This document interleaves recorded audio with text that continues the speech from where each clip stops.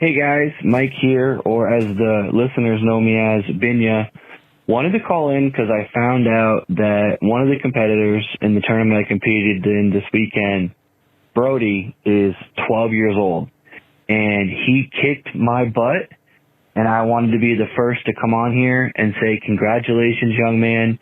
You earned it, and I hope you take that money and go buy some more fishing gear because you really do show exactly what young kids should be doing. You're not in front of a screen, you're out catching fish, and it's just awesome. So congratulations, Brody. You deserve this win, buddy.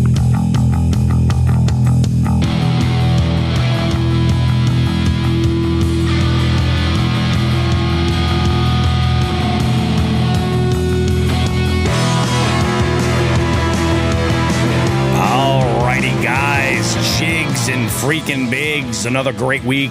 Yeah, you heard it there from Binya. He spilled the beans a little bit early. Congratulations to Brody. He won the derb. How did it all play out? You'll find out later in the show, though. It was a wild day.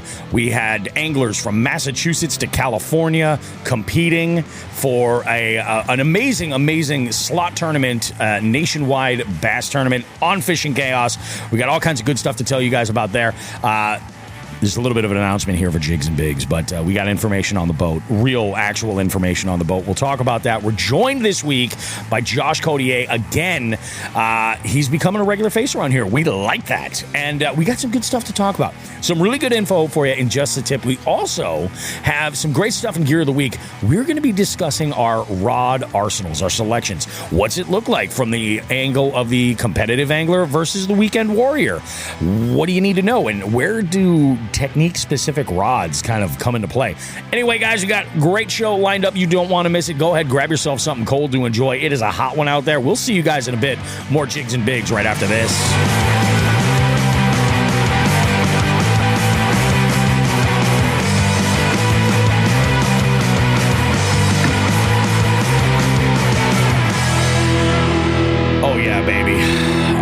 Here we are. Man, what an amazing show. What an amazing week entirely. And specifically, what an amazing weekend. Now, I'll tell you guys, I'll give you a little bit of a heads up. My weekend went to shit.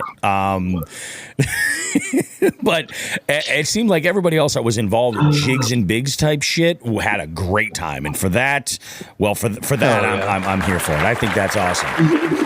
Josh, welcome back. It's good to have you back on. Joe, of course, it's great to have you on this fine program that we have here. Hello. Oh, gentlemen, how are your weeks? Decent? Yeah, actually, for once, really good, man. Not bad. Why don't we start actually with you, Josh, because you can give some feedback. Last week, Joe talked about a lot about the trip, at St. Lawrence and how that all went over there. You may have a little bit of a different take on it. Why don't we start there and go through your week? What was up for fishy shit? Well, if we cycle all the way back till Wednesday when we got up there like 5, found some fish shallow, and then it just kind of dissipated. Me and Joe had to kind of run around, and it was just it was kind of psychotic, neurotic. They're definitely, I think, already farther along than people think, but at the same time, I feel like we caught a lot of pre-spawners. So, talk about the lake. Talk about the lake. Oh my god, yeah, dude! It wasn't even that bad, and ripping the freaking my 34 off the front and stuff, and it's just dude. That's right. I forgot about that. Yeah, that sucks. Yeah. If it's plastic, it's broken now, and that's our economy, unfortunately. Yeah, it was. We're rolling in there. There's 3-4 footers. He's like, no, this is from the current, dude. It's gonna chill out. Yeah. We get 5 miles out. He's like, it's not chilling out. We need to 5 miles into a 14-mile run, and I was like, second guessing it immediately. It took 5 miles. 5 miles. All right. Yeah, that's hairy. Joe went home that day, but I went out Saturday for a few hours, and I ran back to Barton's Cove. And I had no business being on the lake that day. I ran out to the islands. I launched in Henderson Bay, ran out to the islands, and like kind of pulled up my phone when I got out there, and then that was that giant storm that swept through last Saturday. Yeah. So like I saw it coming across Lake Ontario, and like I jumped inshore, then jumped in my boat, and I raced that whole way home, only to get to Barton's Cove and watch one of the wheels on my trailer go flying through the intersection. I know that section of Route 2. Like I've seen, and there's never, I mean, for that part of the state, like there's never a time where it's just quiet there. Like there's always traffic. No. And man, the first person I talked to jumps out of their car and they're like, he's like, if you give me $500 right now, I'll go get you parts. And I was like, I might just shoot you, so get away. Yeah. What the fuck? What is this? Let's make a deal? You asshole. That's fucking ridiculous. The price is right. So you ended up going, didn't you go out with Chris from eBay that morning? Yeah, we went out later that night, and it's actually sick because we slid it back into this marina he had. Yep. And we just flipped jigs and fish frogs, and I ended up catching a couple like smallmouth over 4 back there too. No shit. Just slop on the dogs, yeah. But they're back there, but that water's getting lower and lower by the day, man. Yeah. Yeah, you could see the watermarks on the rocks. It seemed like it was like 3-4 feet down. No shit. Yeah, it was kind of wild. But I think it's a funky year though, for sure. Yeah. Oh, yeah. Dude, it's a very funky year for like everybody. Everybody in the Northeast, at least, I think, can agree. Like this has just been a roller coaster ride. You know. Yeah. Between storms, fronts, like I don't know. I don't really know that we've seen like the rain that we did last year, especially like levels were crazy last year. Freaking Vermont was underwater, you know, and this year I don't know if it's as bad, but unbelievable. Actually, last year when they got that up on Lake Champlain in Vermont, we had to go save our buddy's boat and like house and stuff up off of Champlain. When I was up there for Reynolds, everything was just going down quick. I have a friend who has a rental up there, and his entire, I mean, he had to like do insurance and shit 'cause his entire house just got all flooded out and fucked up. That's freaking bananas, dude. Shit.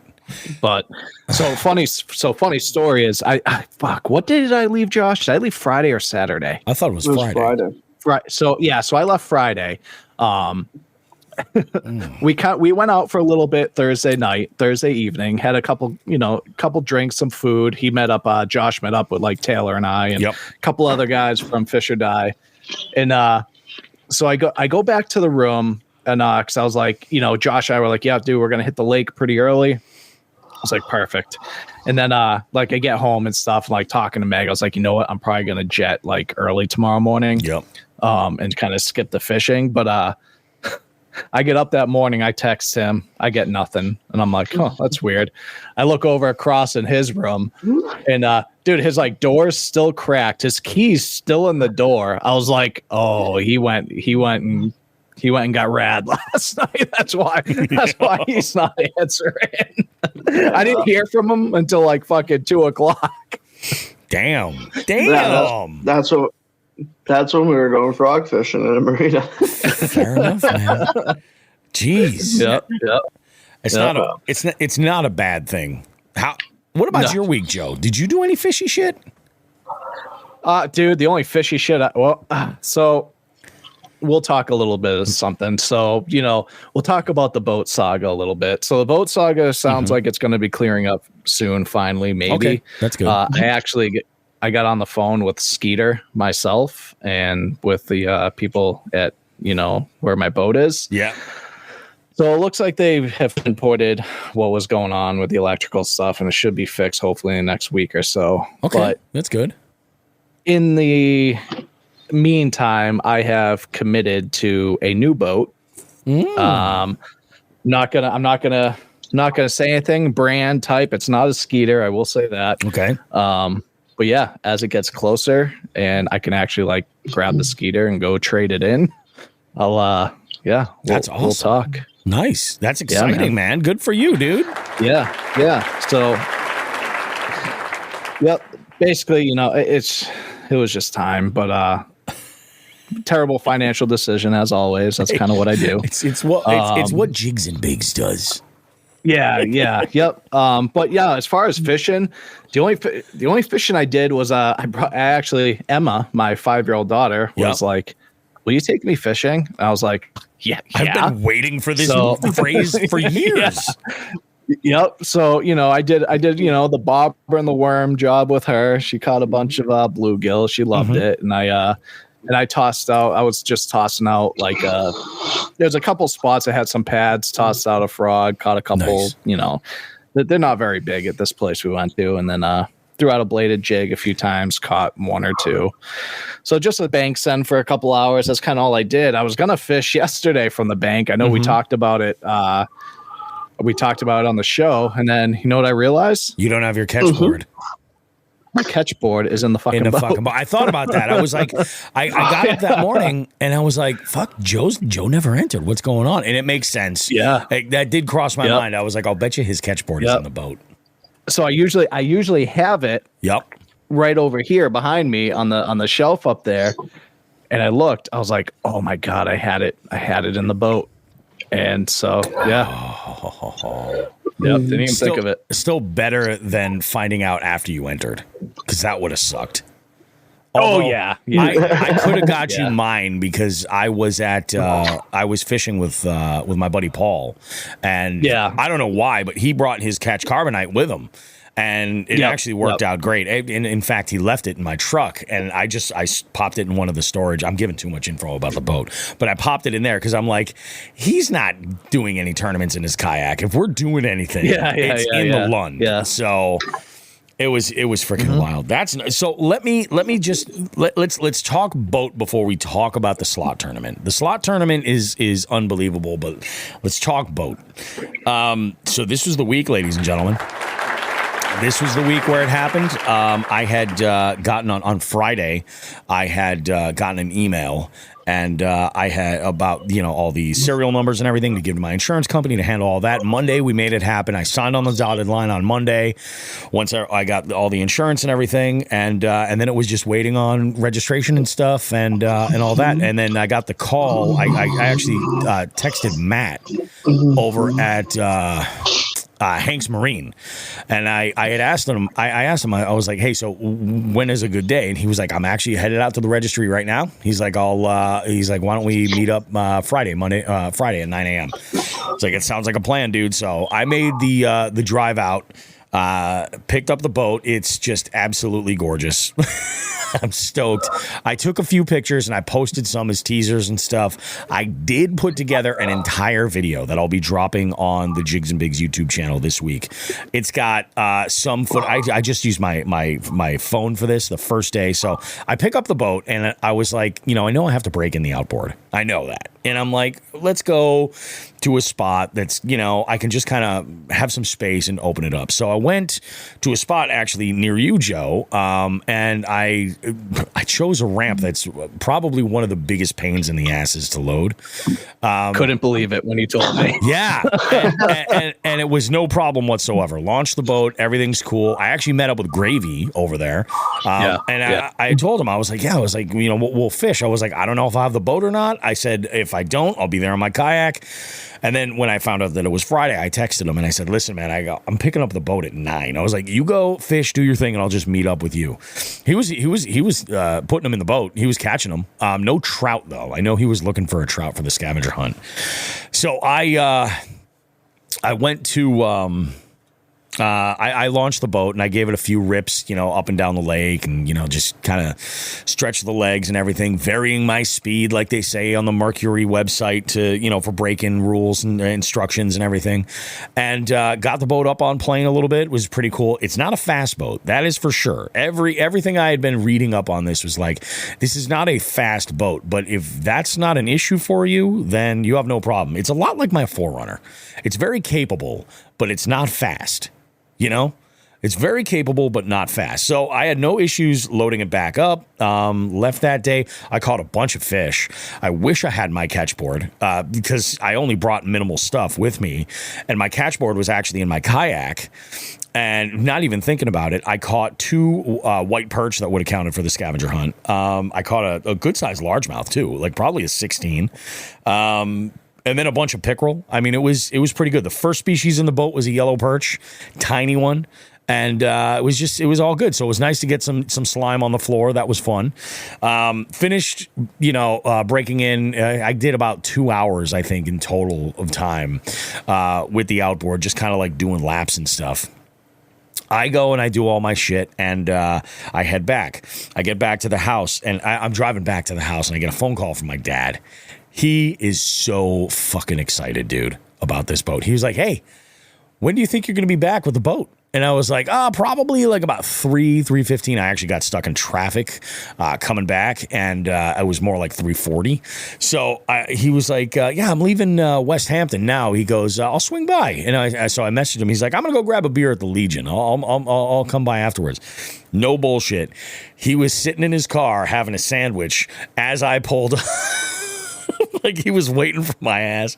He grinned ear to ear. He's like, oh, that is so awesome. We're going to have such a good time. And we are absolutely going to have a great time. The storage in this boat is absolutely fantastic. I think it checks every one of the boxes that I kind of need. In the video, I give a little bit more of an explanation. So let's talk Saturday. Friday I had gone out, I caught some, put them in the boat. Everything is good. I got some of that footage that'll be going on the Jigs and Bigs YouTube channel on the video that's going to drop later this week. I decide I'm going to go, and I'm talking to my buddy Paul, and I said, look, dude, actually, I should back up a little bit. My wife was supposed to be the first one to go out in the boat with me. Like, she and I were talking about this earlier in the week, and once she knew it was going to be Friday, she was like, maybe you should go and do this like on your own to it's going to be, you've never launched a boat before, by yourself and, all this other shit. Maybe you should work out the kinks before I go, because you'll be stressed out and that's going to make me stressed out and blah, blah, blah, blah, blah. It was so smooth, but whatever. So we have plans actually to go later this week, because I don't know why. She's a school nurse. She has the entire summer off. She scheduled herself for like 3 doubles at her old freaking job. So she's working like 36 hours in 3 days. I'm like, what is wrong with gotta help more than just gotta help pay for that new boat. Yeah, well, yeah, like I'm ever gonna see $1 of that. Jesus Christ. She goes and I told her, I was like, well, what about next week? I go, you want to go out on the 4th? I was like, because I got that whole day and I'm going to send it on the 4th with, I'm sure, every moron in a wreck boat that's out there. And then on the 5th, I think that's when her and I are going to go out. So it'll be a good time. So my buddy and I, Paul, I tell him, I go, listen, man, Saturday, I go, I'm in the slot tournament. I'm like, it's like 4th priority to me. Like, I'm just going to go and fish just to get the mechanics of the boat. I'm in it, whatever, just like the scavenger hunt. It would be nice to catch some bass and throw them in there, but I'm not overly concerned. I want to figure some shit out. So I wasn't going to talk about this on the show, but here's the deal. I stopped to get gas on the way over. This is how my day started. We're beaming. We leave and we're like, holy shit, this is amazing. I stopped to get gas and I park a little bit too close to the pump. And I had to reposition the trailer to get around that corner. And in doing so, I was paying attention to the trailer. I overlooked the rear quarter panel of my truck hitting the pump. So I have a nice big fucking scratch on that quarter panel. Just, I'm like, you motherfucker. So Bobby Roast Beef is looking for a decent body shop that maybe loves fishing and can hook a brother up. Maybe that would be fucking awesome. That's the same place you bring your boat. Yeah, pretty much. Yeah, actually, you know what? You might be right. You might be right. Just call him. That might be the move. So that was okay. So that was number one. The worst one is yet to come. And that should tell you something. You guys know how much I love my 4Runner. We get to the lake, launch with no issues. Everything's great. I park the trailer. I jump in the boat. We take off and we go. Paul is on pike. We called an audible is what happened. Initially, I was like, dude, let's do the river. Let's just go and we'll fish the Connecticut River. There's a lot of diversity in there. We could fish Oxbow. We could fish here. We could fish there. All this other stuff. Let's just go and do that. And then the more I thought about it, I was like, you know what? I'm like, I'm not really super familiar with the structure that's on there. Now, my boat does not have any electronics right now. That's to come later. And again, this is where we're going to see John over at JCS, and he's going to be handling all of this stuff. So my boat is like bone stock with a trolling motor. In fact, my trolling motor doesn't even have like spot lock. It's a Minn Kota power drive, and it's 55-pound thrust. And holy shit! Like if I turn it a little too much to the left or to the right, it's one of those things. Like I want to be ready for that movement because you easily could throw yourself right out of the boat. You don't need much for those aluminum boats. You really don't. It doesn't take much. And I put it on like 7 or 8 or 9. I haven't even put it on 10 yet. And I'm like, holy shit. I'm like, this thing moves. So, so far I'm loving it. It's great. Paul is on fish like almost immediately. I think it's his second or third cast. We get out to this one area that we wanted to fish. He lands like an 18-inch pike. And he's like, holy shit, that's awesome. Then he catches another pike, then a pickerel, and then a smallie. That's the smallie that he caught was the fish he was able to enter into the tournament, fit in that 12 to 17-inch slot limit. I catch a pike, and then I just can't get a bite. And what's odd, it was just like, it seemed like the color was just chartreuse. Like that's what they wanted. Like annoying, obnoxious chartreuse. It just seemed like they were just dialed. When we left, it was raining. And we were throwing chatterbaits and spinnerbaits, and they were just all on them. That rain died, and the bite died. So we're like, all right, let's go and get kind of cute and go fish some docks. So I go over there, and I've got a wacky rig, and I'm throwing this around, and Paul's throwing a bunch of stuff around. I'm catching rock bass now. I'm like, all right, sweet. I need a rock bass for the scavenger hunt. With 3 of them, I think I caught. Would you believe it if I told you all 3 of these fucking fish came in at like 7 inches? Did not hit the fucking minimum that I need. I was like, you got to be kidding me, man. Yeah, it sucked. So we got chased out of this one spot because for one reason or another, there was, again, the rain had stopped and the wind wasn't too terrible at this point. So, of course, there's a wreck boat out there with a water skier. We were fishing this one cove where there was a whole lineup of docks around the edge of this cove. And there's just like, it's just pushing us up against the wake is just pushing us right up against all this other shit. And I'm like, you know what? I'm only catching fish that don't matter for shit. I was like, you're not getting a bite at all. Paul makes the suggestion at this point to go and move to the original spot where we were. And I said, let's go ahead and go back that direction. This is where the worst fucking thing happened. This is where the worst fucking thing of the weekend happened. Buckle up, ladies and gentlemen. I recommend taking a sip of your drink right now. Paul is fishing a spinnerbait across the top of these weeds.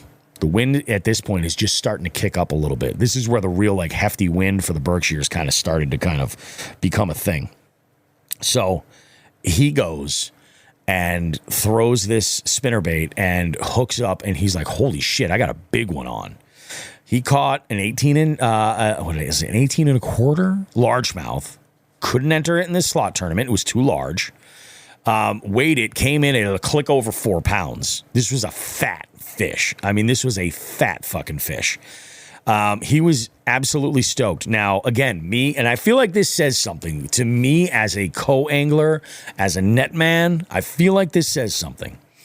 I see this, I take my rod and I put it right down against the casting deck, right where I am. Now, I've got a good amount of lip. This is a deep V. I've got a good amount of gunnel up there, so it's not like it's just going to like roll out or anything like that. And the reel is down on the floor of the boat. I reach down and grab the net, and I see the rod lift up, and I'm thinking it's just going to lift up and fall right into the boat, or fall right back into the boat. It does not. Apparently, it lifted up and fell right into the fucking water, and I saw it, and I was so focused on getting this guy, this fish, because he needed it more than fucking anything. I go and I net this fish as the rod goes down. It was about 7 or 8 feet deep, and it was just all weeds. I scoured that area with the trolling motor looking for that rod. I could not find it. So it sucks. That's my moving bait combo. That's not where you want to be. Yeah. No, not at all. And like, I use that rod every single time I go out and fish. I use it every single time. Dude, brutal. And I was like, I mean, Paul bought lunch afterwards, which was nice. Which, by the way, we did for lunch. We went to Pit Stop Barbecue. I still gotta try it, dude. Where's Pit Stop? Pit Stop is in Westfield. Westfield, right? Yeah, it's in Westfield. It's not far. It's not far Is it from real barbecue. Oh, dude, it is out of this world. Paul straight up said it was the best brisket he ever had in his life.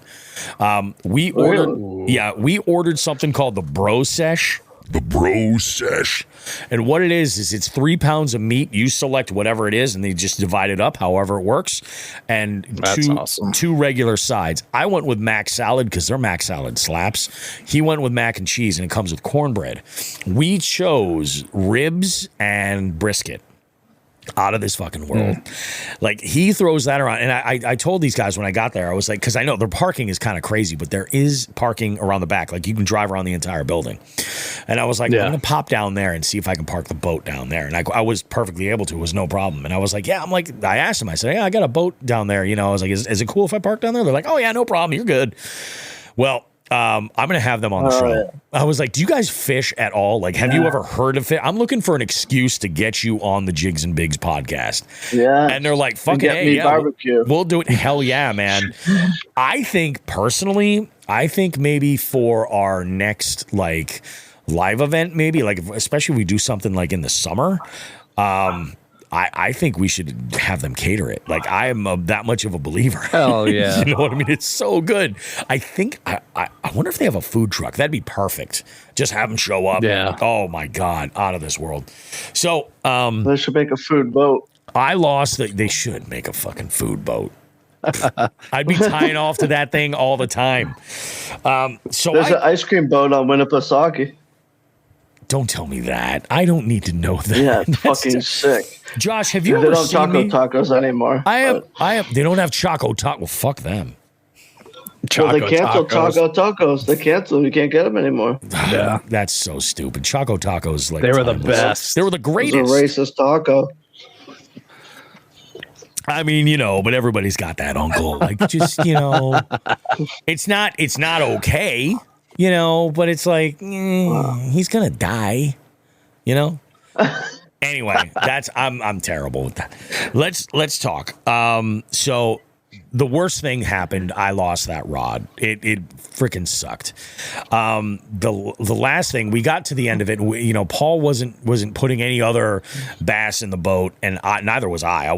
I put no bass in the boat all day long. Everything I caught was another species. So I go to, I say to Paul, I was like, you want to just call it? We'll go grab lunch. I go, I'm going to go and do a couple of rips up and down the lake because I had the real estate.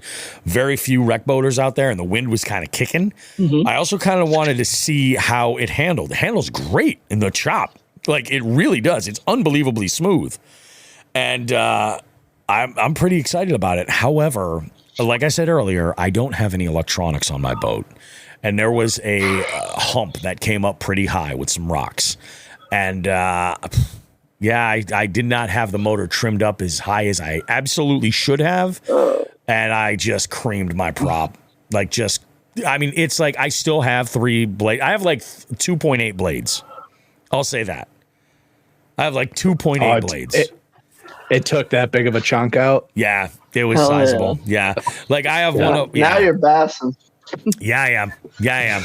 And you know, I did some talking. I talked to Joe and a couple other folks with boats as well. And they're all like, that's actually where I realized, I was like, this is that commonplace in a lot of fisheries in our area. A lot of the places that I go to where, you know, it's just a good idea to have a backup and then a backup of the backup so that way you can just change it out. Now, I figure I'm not going to change this thing out until I absolutely have to, you know? You know, I think electronics are going to help that a lot.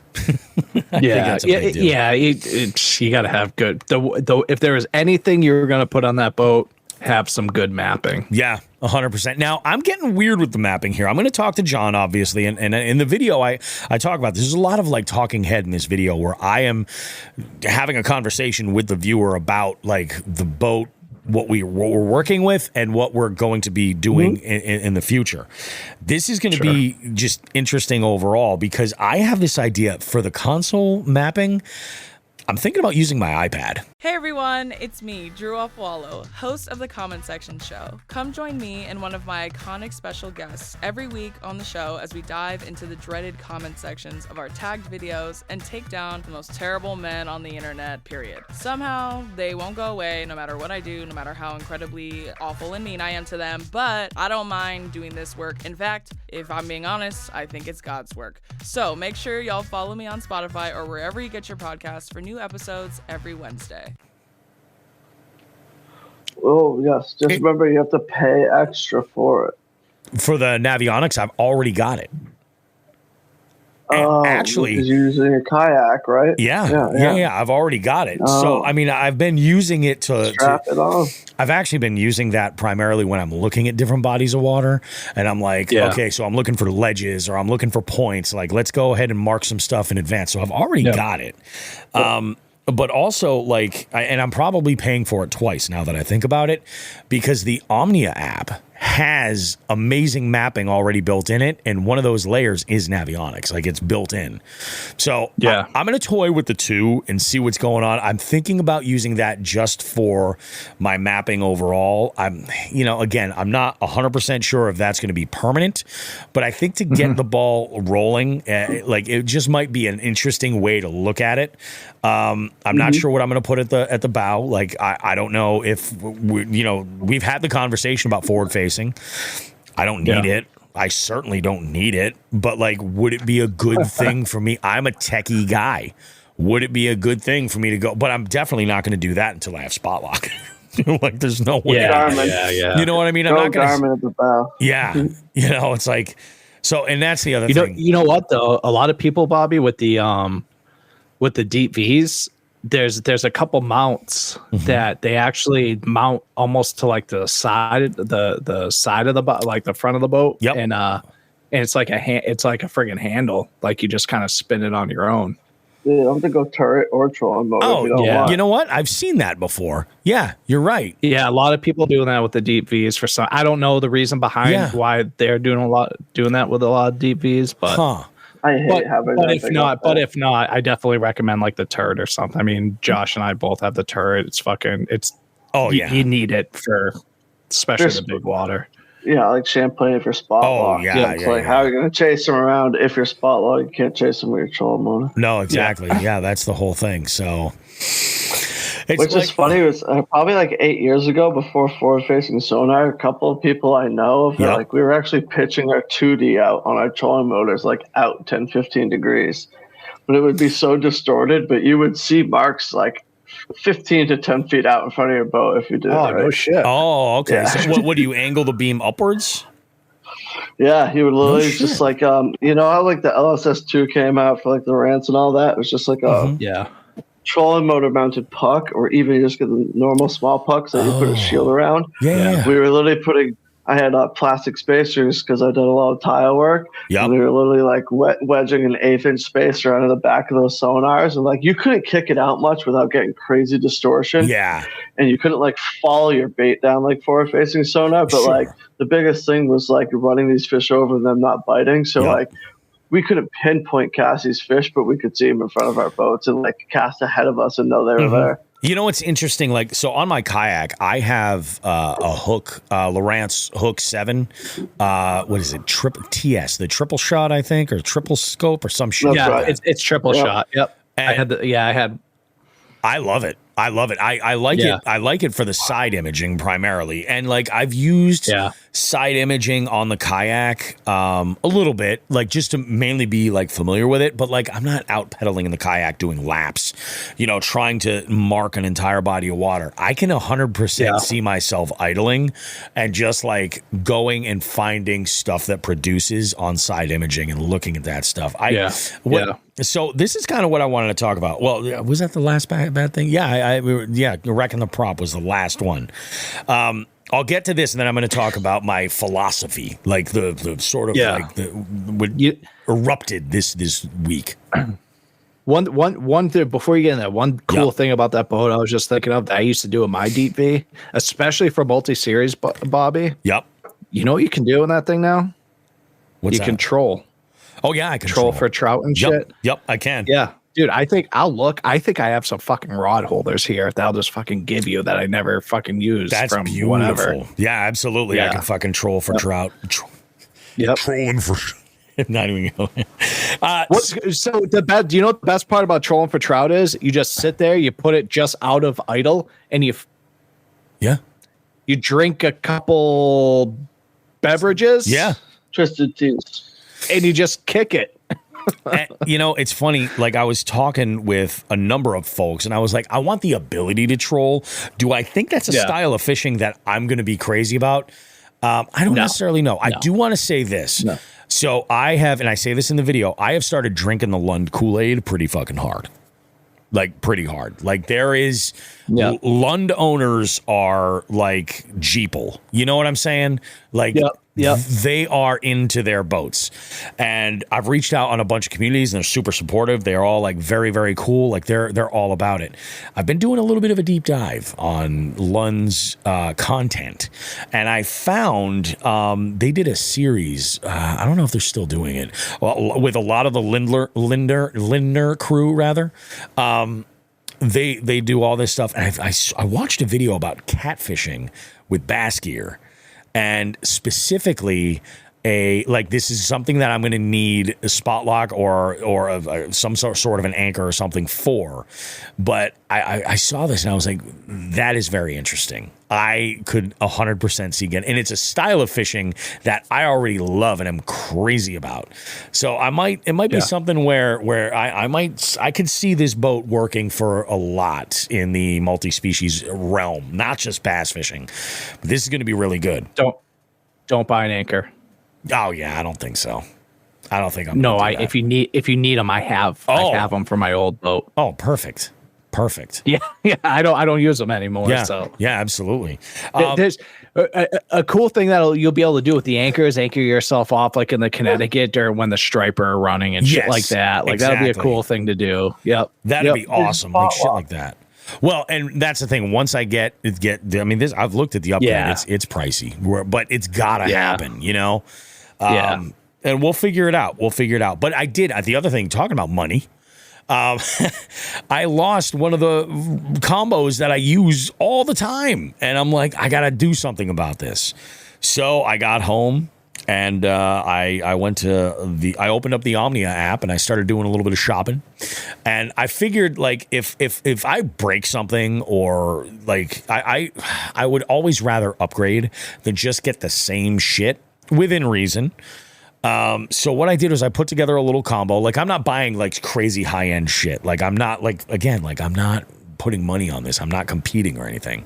So what I lost was a 7'2" medium fast Arc Brandon Cobb series rod. It's called the One More. Great rod. It was light enough power, and the tip was fast enough, so the sensitivity was there, but it would load up. So it was great with treble hook baits, and it was, using it for like lipless and square bills, but I could also use it with like underspins, finesse swim baits. I used it for bladed jigs. I used it for spinner baits too. And I was looking around and I'm like, well, what do I want to do? Like, I could replace that rod. They just didn't have it in stock. So I'm like, I want to do this today. If I'm going to do it, I'm going to upgrade. The reel that was on that rod was Shimano SLX 150. Nothing crazy. This was after I'd watched one of Debo's videos, and he was like, is this the best reel at that $99 price point? And I think there's an asterisk there. I think it's like you have to be a fan of the Shimano style of brakes and everything, and not having the, the adjustable exterior, all that kind of shit. I'm into that. I drink the Shimano Kool-Aid too. So there you go. So I replaced that reel, but I got a slower one. I instead of getting the 7-speed, I got a 6.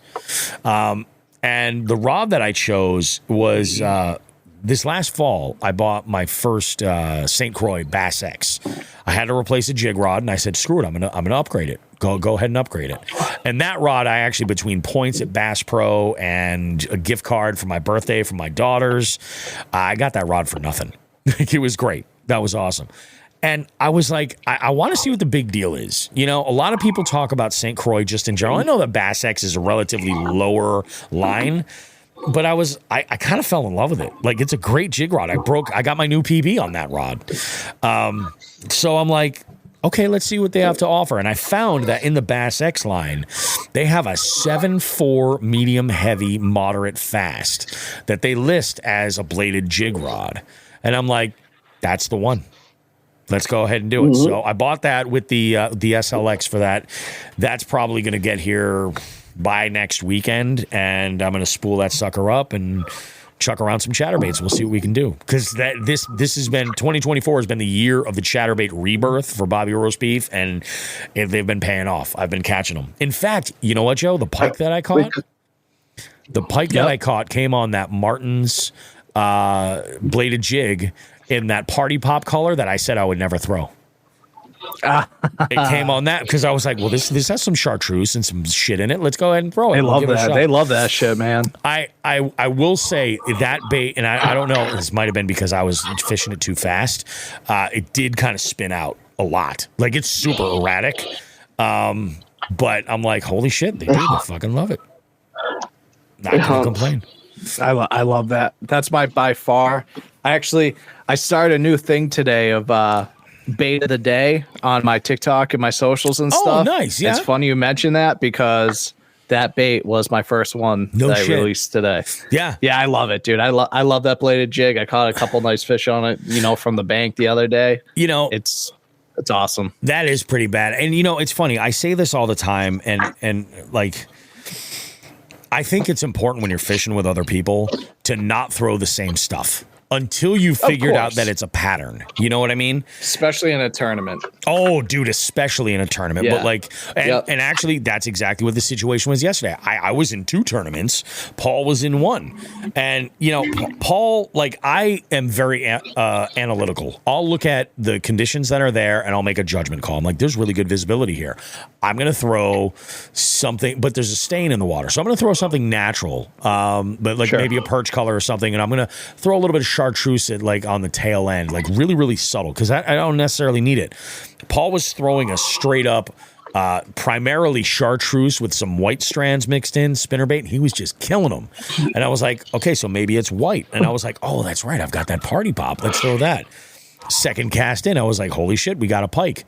So that was pretty awesome. I'm pretty stoked on that. I'm loving life. Everything's good. I got the replacement rod coming. Everybody's happy. But let's talk about this evolution of Bobby Roast Beef. So what I made a little note here, and I was thinking about it earlier in the week, and I was like, man, I really think like I see myself as an angler sort of evolving a little bit more. When I started the show 4+ years ago, I was coming into it from I'm doing this as a real like novice, trying to learn more along the way and figure out what it is I like about fishing. And recently, like this year, I started throwing around that term whole angler, like fishing in like to whatever degree it is. And I put things in categories that I don't necessarily want to touch, like saltwater. I'm not interested in getting in saltwater yet. I know the day's probably going to come, but like that's too much for me to put my efforts in right now. So I'll cross that bridge when I get there. But even like dabbling with like fly fishing, and BFS was an extension of that, and the big swim baits and big wake baits and the rats and things like that. Like I kind of just like to play around with all of it, and whatever's working is what I'm gonna use at that time.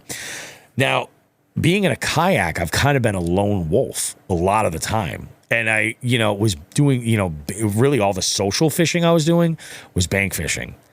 So like, it was a lot more walking around than it was catching. You know what I'm saying?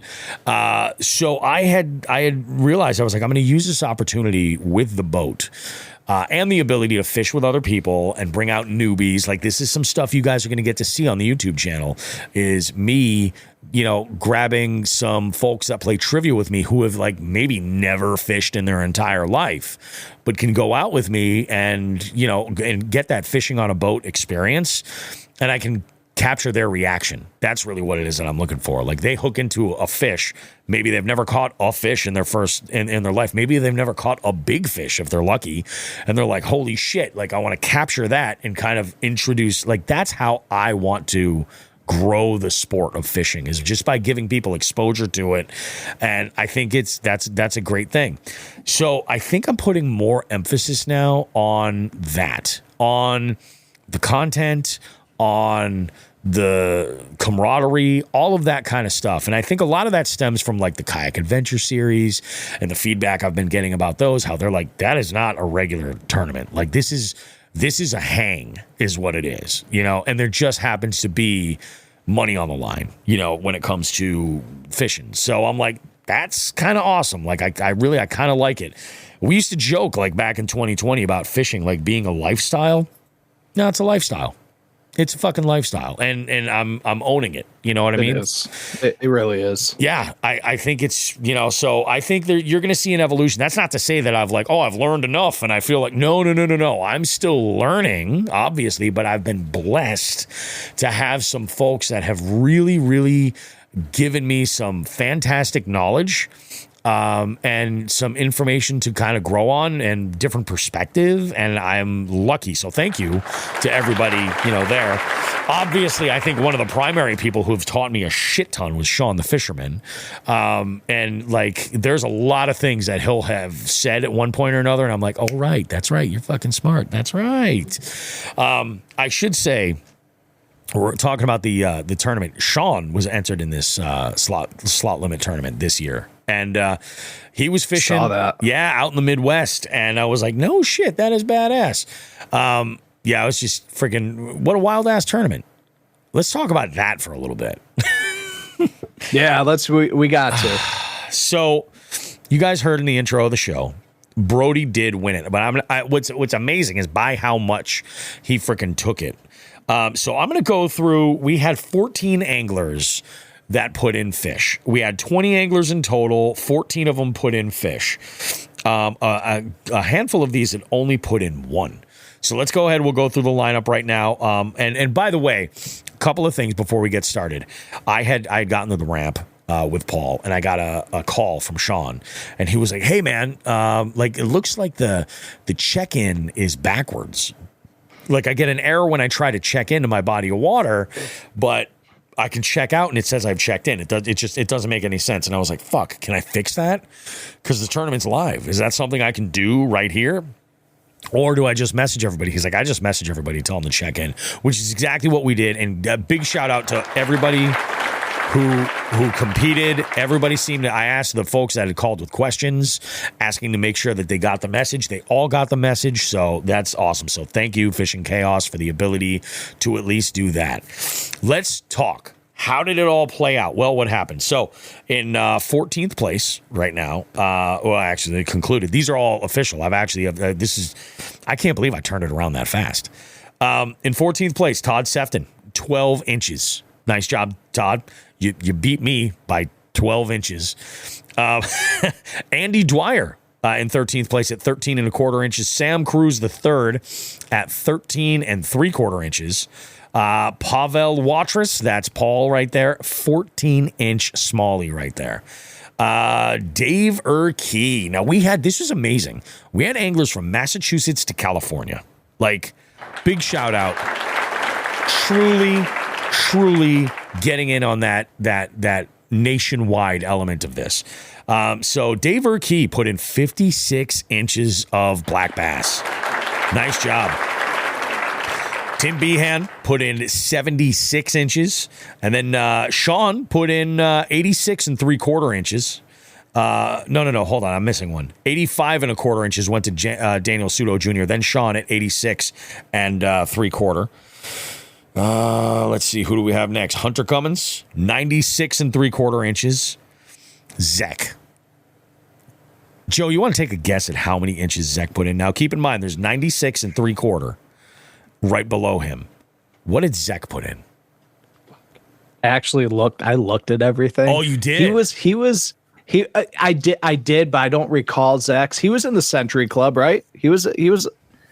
Yeah. Oh, yeah. He was. I want to say he was like. Joe's cheating again. Yeah, he's looking it up. Actually, no. I was just talking. Well, I'll tell you what I was just doing in a second. But was he 136? Not something that much. like that. Not that much. He was at 114 on the nose. Nice Okay, job, Zach. all right. And you know what? He reached out to me afterwards. This was awesome. So there's two things. One is a little bit. I was in that text thread. That was funny. So yeah, that's right. So he reaches out. He's like, "Hey man, how come none of the fish that I'm seeing here entered are the ones that I put in? Like they're all weird lengths. Did I get penalized for something?" And I was like, "You're looking at the guy listed above you. You want to look down below you." But he nailed it, and he said he had a blast. He's like, "You guys need to do this like every other month or twice a month. Like you guys need to just start doing this more often." And maybe we do. You know, do you do one in July or no? No, the next one. So we only did the first one we ever did was in July, and we got hit actually with really shitty weather in the Northeast, like tornado warnings and shit. There were a lot of people that did not enter, but they had the ones who did from around the country had a blast. And then I think what we're going to do is my plan was to do one in June and then one in maybe September or October. And that's probably what we're going to do, leave it at that for now. But if people like this, I'll go ahead and do this because this is a great, I mean, if you're a competitive angler at all, like entering in this, if I did one every single weekend, like online, this would be a great double down. If you just had a great day in that slot limit, dude, collect some money, you know? Yep. What is it? It's $30 to enter. Like, come on. It's a good deal. Yeah. Dan Griffin came in at 122 and a half. Yeah. Nice job, Dan. Danny? This is where we see a little bit of a jump here, okay? Binya Outdoors, Mike Hansen, 151 and 3/4 inches. Matt Thayer in second place, and I believe at 20, I believe it's first, second, and third that are getting payouts. Matt Thayer at 157 and 3/4 inches, beating him by 6 inches. That's all it took was an extra 6 inches, eh? In fact, I'm going to share this little bit of a story here. I told you Brody won, and I'll tell you what the amount is here. So I had made a phone call in like the last 45 minutes. I had looked at the scoreboard, and Matt Thayer and Brody were painfully close, like probably 3.5 inches difference, something like that. And I said to Matt, I called him, truth be told, to maybe just get in his head a little bit. So like maybe it would throw him a little bit. But I said, here's the deal. Let's make a bet. I go, if you beat a 12-year-old little boy, right? If you beat him, you owe him some Klondike custom creation spinnerbaits and chatterbaits, man, at the very least. I go, however, if he beats you, I'm giving Brody a Jigs and Bigs hat and a Jigs and Bigs hoodie, and Brody got it. He did it. He won at 224 inches dead to nuts. Excellent job, Brody. You want to hear the plot twist on this, Bobby? Well, yeah. What's the plot twist? And this is what I was doing on my phone. I was just talking to Brody's mom. Brody actually just turned 11 last week. Oh, really? Yeah. I thought he was 12. Oh, shit, dude. No, Brody just turned 11 last week. Damn. Are we going to deny him on lack of age verification? I love the. So it even puts a little bit more insult to injury. It does. That's awesome. Yep. Yeah. But this kid. So I've known this kid for quite a while now because he used to come to my shop when I grew up with his mom. Yep. I had this. He came in when I had the shop. They were there constantly, like literally every bit of money that they got from birthdays, Christmas, whatever. They came in Old Glory and spent it. It's awesome. Kid's a hammer. He lives, breathes fishing. At now just 11 years old. I'm going to tell you, if he sticks to it, this kid's going to be a problem as he gets older. I for think sure. So. Yeah, I 100% could see that coming in the future for him. Just absolutely, just killing it. Absolutely, and I love to see young folks that are so stoked on fishing. You know what I mean? It just That is freaking awesome, man. It is freaking Yeah, awesome. it's in the fight. I know we talked about it. People are like, oh, the pictures were like, it seemed like some of them he was in a boat, some of them he was in a kayak. Like, so, so literally he, again, like I said, I talked to his mom. I actually ran into her last night. And it was kind of like he did the full 8 hours, and, being an 11-year-old. Oh yeah. He started off, I believe, in like a family member's like John boat on this body of water. And then, whether he came in, took a break or whatever, like then he like hopped in his kayak, went out there by himself, and he's by himself out there with his kayak too. So he's taking these pictures. He's got his catch board at 11 years old, with his phone or whatever. And then, for it to finish it off, he just fished like from the dock and from the bank. So he stuck it out for that 8 hours, and just it amazes me. It's awesome, because if you think about it, 8 hours of fishing for an 11-year-old kid, that's a lot, man. I'm going on 50, and that's a lot for me. You know what I mean? Man. And I'm in a boat. I'm like, oh God. Pat Martin says something very interesting. He goes, when he gets older, he's a problem now. He's killing it, dude. That's awesome. He is. Dan Griffin chimes in. He goes, fishing pro league, and an 11-year-old killed it. Like, I love that. Like, and Sean even, he was like, before it was done, I think we were down to like the last 2 hours. He's like, so Brody's killing this dude. He goes, that's your headline. That's what you want. He goes, you want Brody to win this thing. I was like, oh, hell yes, I do. Absolutely, I do. I'm like, I can't say anything like that, but I'm like 100%. So yeah, Brody, I'm going to reach out to your mom. We'll get you a Jigs and Bigs hoodie and a hat ASAP. You absolutely killed it, homie. Good job, dude. And I'm going to be doing payouts this week, so everybody's going to get their cut, and that's awesome. So I'm glad everybody really seemed to enjoy it. It's a little bit kind of interesting. I'm debating maybe for the fall one, getting rid of the check-in, check-out, and the reason is, I can see all of these catches and verify like public water and stuff anyway. I'm thinking about getting rid of the check-in, just so that if you were like, this body of water is just not working, I have a backup plan. Yeah, take that hour and burn it and go elsewhere. You know what I mean? I'm debating. If that's how you want to use your time, then go for it. I'm just I actually like that, because like it makes it a little bit more. You got to like really like. It puts a different emphasis into it, where you really have to like plan your time. You know what I mean? Like, it's like, hey, is it worth? I actually like that, Bobby, especially the people in the boats. That's exactly it. I'm like, because like I showed now again, like I had a plan initially, and then when I realized that this was the week for the boat, that plan like left. I was like, nope, because my intention was Tuesday. I was going to go pre-fish, and I was going to go because I hadn't been to this place in well over a year, almost a year. Yep. And I'm like, I'm going to go pre-fish and see what's up, and blah blah blah blah blah. In fact, do you remember that dude Joe at the Sportsman Show? The guy I was talking with. I remember Matt and Pat were at our booth, and we were having a conversation. I was talking about a guy from out in the Berkshires, and I was like, this is the fishiest dude I've ever met in my life. Like full sleeve fishing tattoo. And then the motherfucker rolls up to the fucking booth. I do remember this. Yeah. Okay. I do remember this. Last time I fished that spot, I bumped into him. That's where I met him. So I'm like, all right, fuck, should I go? And then, after I signed on the dotted line, I was like, this could happen any day. I'm clearing the schedule, because last thing I want to do is be out with my kayak, then have to go and drop that trailer off to then drive all the way to Leicester to go get the boat. I'm like, I'm just going to clear my day, hang out with the wife, do some housework, get on her good graces. Yeah. And it worked out. So yeah, my plans to fish went completely out the window. But this is crazy. Yeah. Pat put something interesting in here. He goes, he and Matt were really close before that. He goes, I'm texting Matt going, you're only down by 2.5. Now 1.5 inches. Then Brody just ran away with it.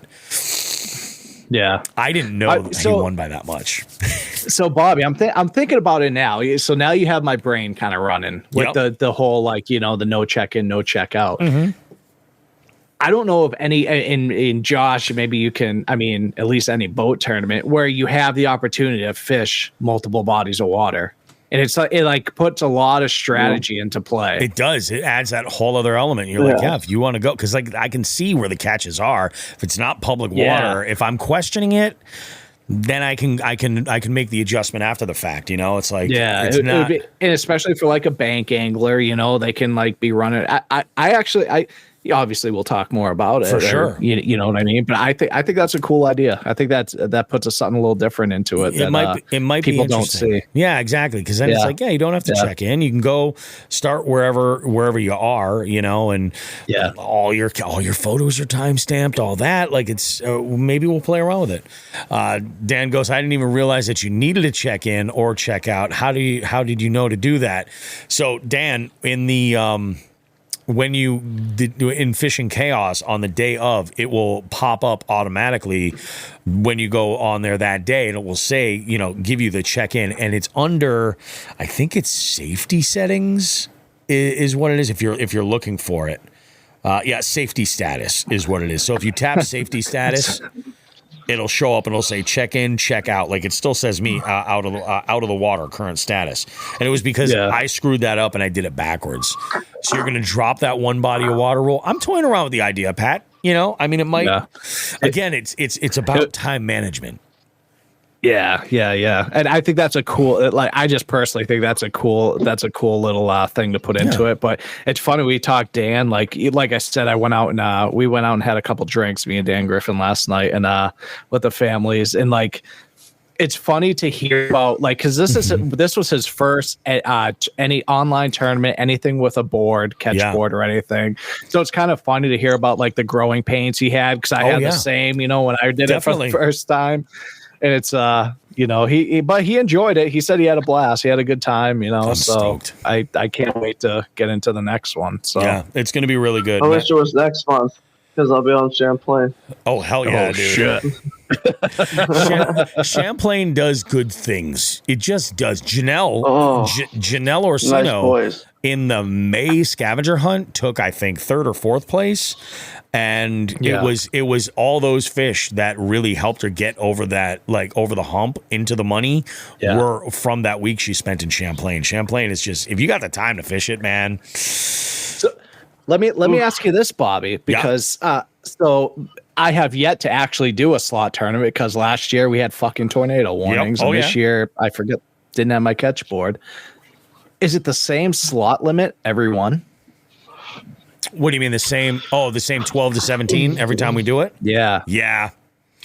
12 to 17 is just a good sort of number where, like, that's every fish. Yeah, every single fish. So if you think of it as like a catch 'em all, but they have to be in the slot. That would be so perfect for Champlain. Right. Like so I guess like in my mind, it's almost like, so this is where I'm going, and this is just me thinking. It's like, man, do we like switch it up every time and be like, and like give it like the morning, like, the day before, a couple days before, be like, hey, here's your slot limit. It's this length to this length. I'm going to tell you why it's 12 to 17 and why we keep it that way. And Dan Griffin brings up a good point. He goes, oh, you should do it as a 12 plus tournament. I got more bigs on the slot. The reason why we don't alligator gar is when it comes to bass, that gives an advantage to the southern anglers because there are more larger fish there. Doing 12 to 17 is a little bit more of a equalizer. Yeah. And so what I was thinking is like, oh, maybe this one it's 12 to 17, then maybe the next one is like 14 to 16, and then the next one maybe 12 to 15. Oh, that's dude. I'm not saying go over that. Oh, okay. I agree. Like narrow it that much more. Oh my god. Lucky 13. Yeah, we could do a lucky 13s fucking tournament. Yeah, and only 13 and not give them. Yeah. Not give it to them until like a couple days before. Be like, hey, your slot limit is 13 to 16. I'm down for that. And then they'd be like, oh, okay, so that changes it. I might have to go to this place versus this place if it's that. You know what I mean? Fuck. That's a great idea, man. I also got to say, crappy, son. this week I kind of fell back in love with the wacky rig, dude. I fucking love that. I love the wacky rig. I always aim more towards the Nico a little with bit. the weight. Yeah. Yep. Yeah, I always do it. But when I do a wacky, so Eco Pro Tungsten makes a fucking a wacky weight that goes underneath. I just like to have a little bit of weight on there. You know, I almost put a nail weight in the middle of my Senko. Like just to get it to fall in that one I just love having a little bit of weight.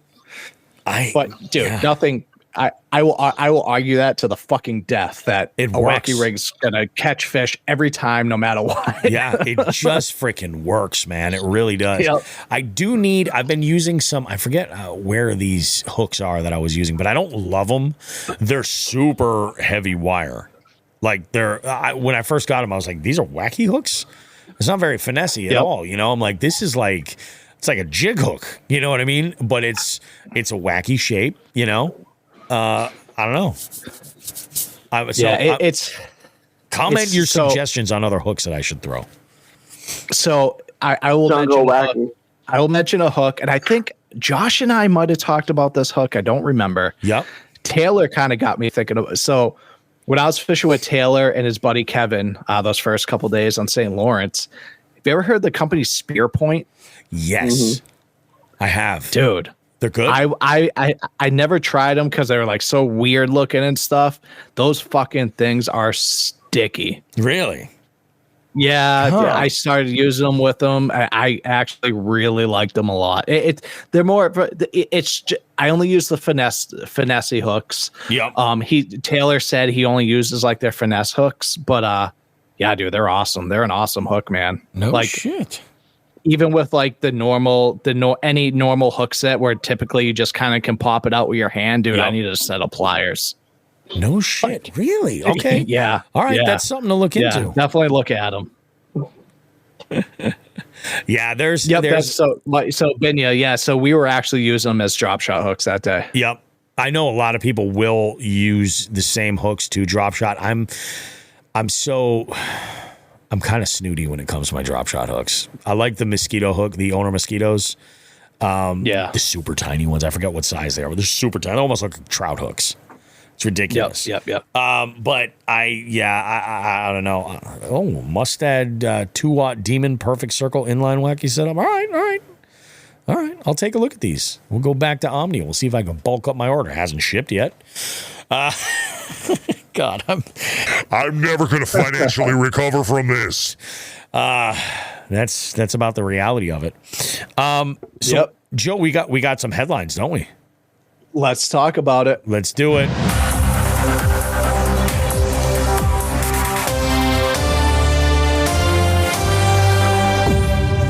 So I got two headlines for you guys today. This first one that we're going to talk about makes me chuckle a little bit. This one gives me like the good and feelies on the inside.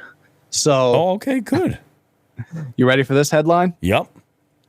Infamous walleye cheaters boat currently for sale. Yeah. Really? Let's talk about it.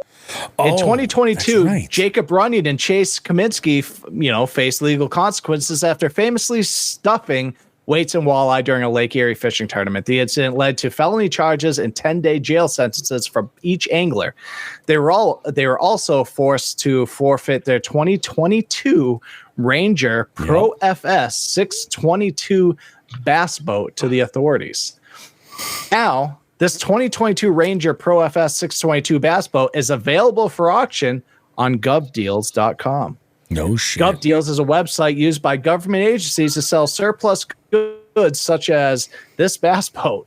I wouldn't call it a bass boat. They're calling it a bass boat. I wouldn't. But despite its controversial history, the vessel has some impressive features, including a supercharged Mercury Verado 400, push-button start, Minn-Kota Ulterra 36-volt electric trolling motor, and other high-end features. Valued at $130,000 by authorities, the current highest bid stands at $80,000. Before we started recording, I looked, and it's currently the bid is $82,000. Wow. Yeah. Bidding concludes at 4 p.m. on July 23rd. Prospective buyers can inspect the boat at the Dempsey Fishing Access Area in Lakeside, Marblehead, Ohio on July 13th. So I actually went on govsales.com, looked at it. They're actually doing it the right way. They're storing this thing inside, like keeping it immaculate. Here's what I love, and I hope they stick to this. Proceeds for the sale will go to the Ohio Department of Natural Resource Division of Wildlife. That's awesome. This money will support conservation efforts and law enforcement activities aimed at protecting the state's wildlife and apprehending offenders like Runyon and Kaminsky.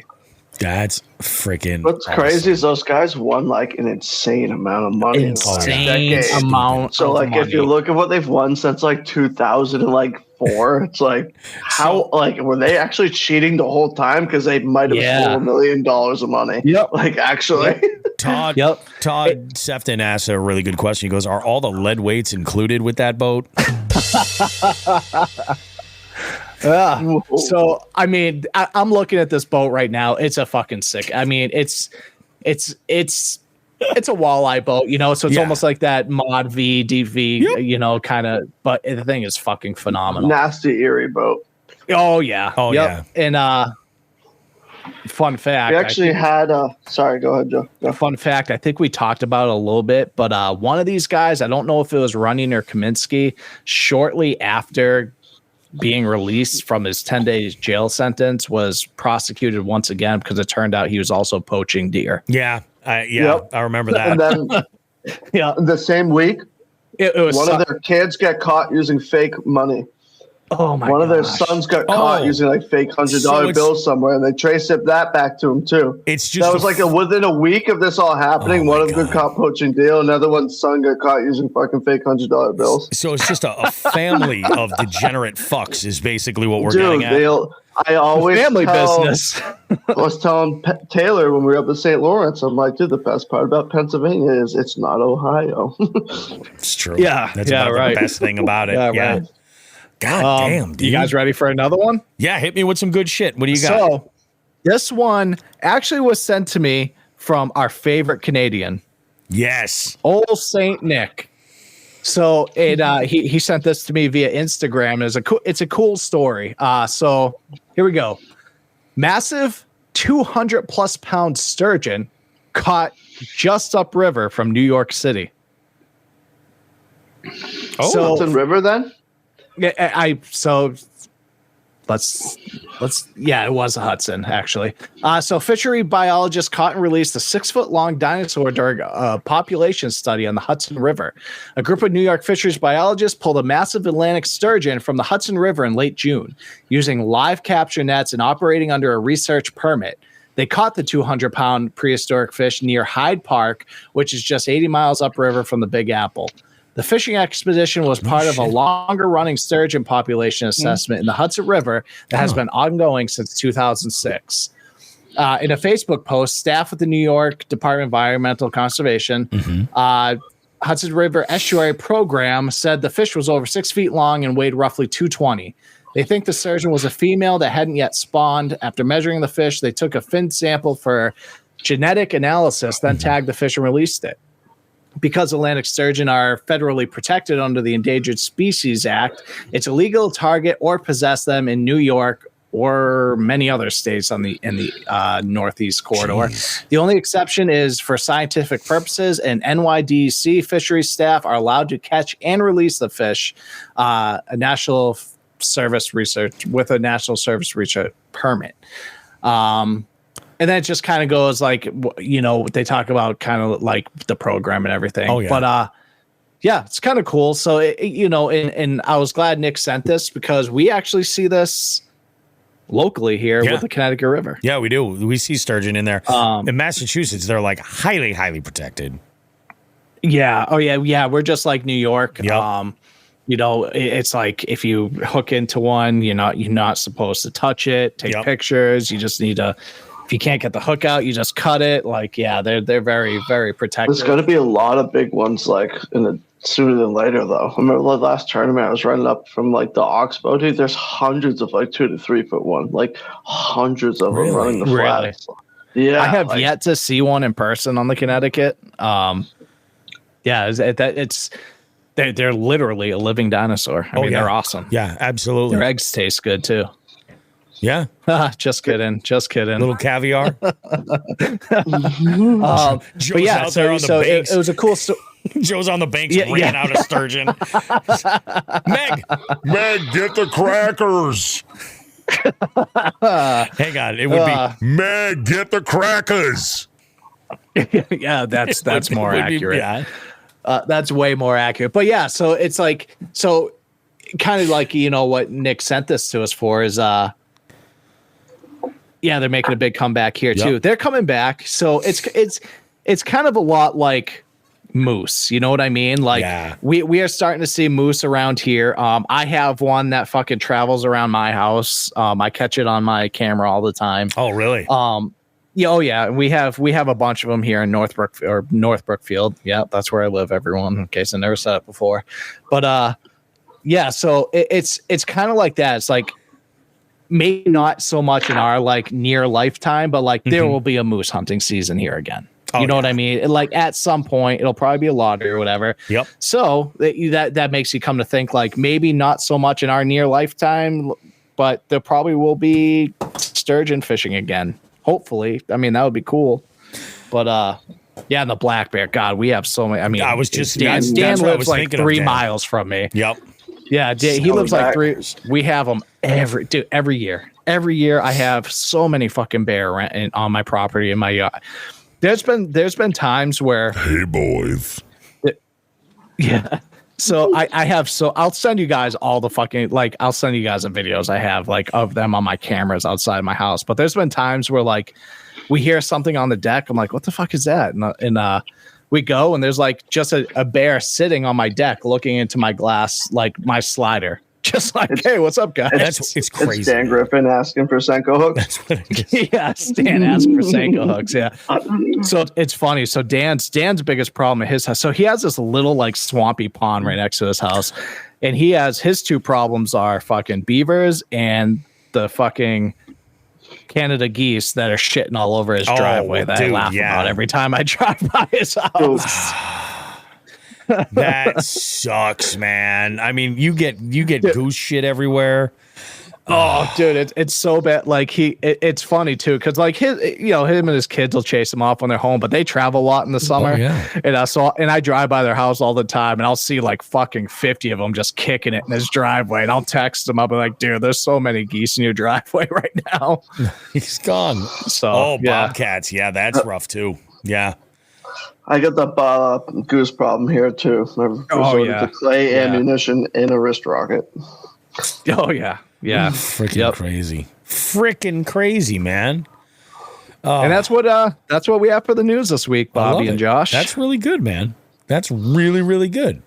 And thank you to Saint Nick from Canada, for the information. Your bag of milk. Yeah. I was curious. I didn't catch this when we were in Columbus and in Saint Nick's presence. But does he say a boot? Oh, I didn't catch it. I never caught that. Yeah, I didn't catch that, but what I did catch is if he did when I told Meg. I froze out. Oh yeah. So it's funny when I told Meg that Josh and I did the run up to Canada on the St. Lawrence. She's like, God. Why didn't you bring me back any of those fucking ketchup chips? Oh my God. She loved the ketchup chips that he brought. I can get you ketchup chips. Oh yeah? There's a spot, actually, it's not far from Congamon Jr. Oh, no shit. Yeah, the ketchup ones are a little bit more rare, but on a regular, I can get the all dressed ones at this one spot. I'm right there, so you have to shoot me the place so I can check it out. I'll throw a pin there. Is it the market that's right there? It's the market that's not in the big plaza. You know where the donkey is? That's right there. Okay. Yeah. That little market right there. I do know that one. Yep. Okay. All right. Yep. I know what one you're talking about. Yeah. I was like, I think I saw a video, like Becca was in Canada and she was just like, these are the most amazing things ever. And I was like, I've heard about those before. I'll give them a shot. They are really good. The ketchup ones are hard to come by over there. But every once in a while they pop up. The all dressed. Oh God, I love the all dressed. Yeah. God, it's so funny because like Emma, my daughter, because Emma took. I don't say a boot. I figured he didn't because I think it's one of those things where we would have been like immediately. You know what I mean? I would have lost my mind. Shit, bud. Oh man, I freaking love it.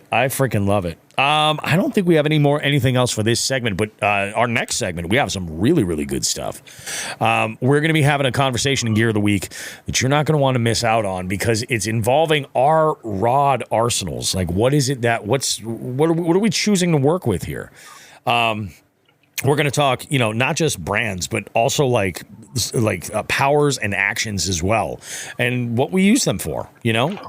It's interesting. I find if you're a beginning angler, sometimes that can be very confusing.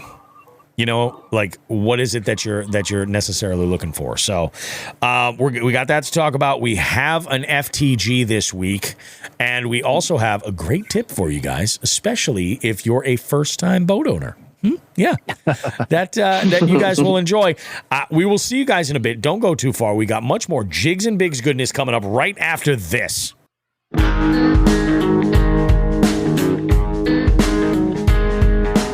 Jigs and Bigs wants to take a moment to say thank you to our partners for helping us continue to push the limits of our fishing adventures and bring you amazing long-form podcast content. We need to thank Dark Horse Tackle, Omnia Fishing, A-Bay Lure, The Bay House, and The Ship Motel. We can't forget about Three Bells Outfitters, Torres Sunglasses, and of course, Reaction Tackle. Be sure to check the description of this podcast for any associated affiliate links or promo codes they've generously provided our listening audience. Again, we cannot thank our partners enough for their support. Please consider supporting them and supporting the show in the same process. Thanks.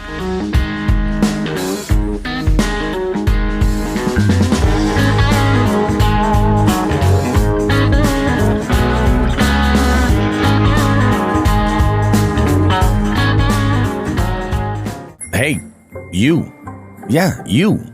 The one with the impeccable taste in fishing podcasts. Bobby Roast Beef here with a little call to action for all Jigs and Bigs listeners. We're opening up our hotline to you. Now you can call us to sound off about almost anything at 413-324-8519. Want to submit someone for our FTG segment? Call us at 413-324-8519. Care to maybe suggest a topic for just the tip or bait of the week? Call us at 413-324-8519.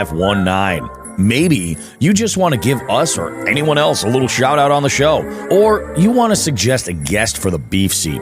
You guessed it. Call us at 413-324-8519. The Jigs and Bigs hotline is there for you to leave a message with us 24/7. Just call 413-324-8519. Also, you can check that number in the notes of this podcast. And perhaps play a little game called Just the Tip. Just for a second, just to see how it feels. Or, ouch, ouch, you're on my hip. Okay.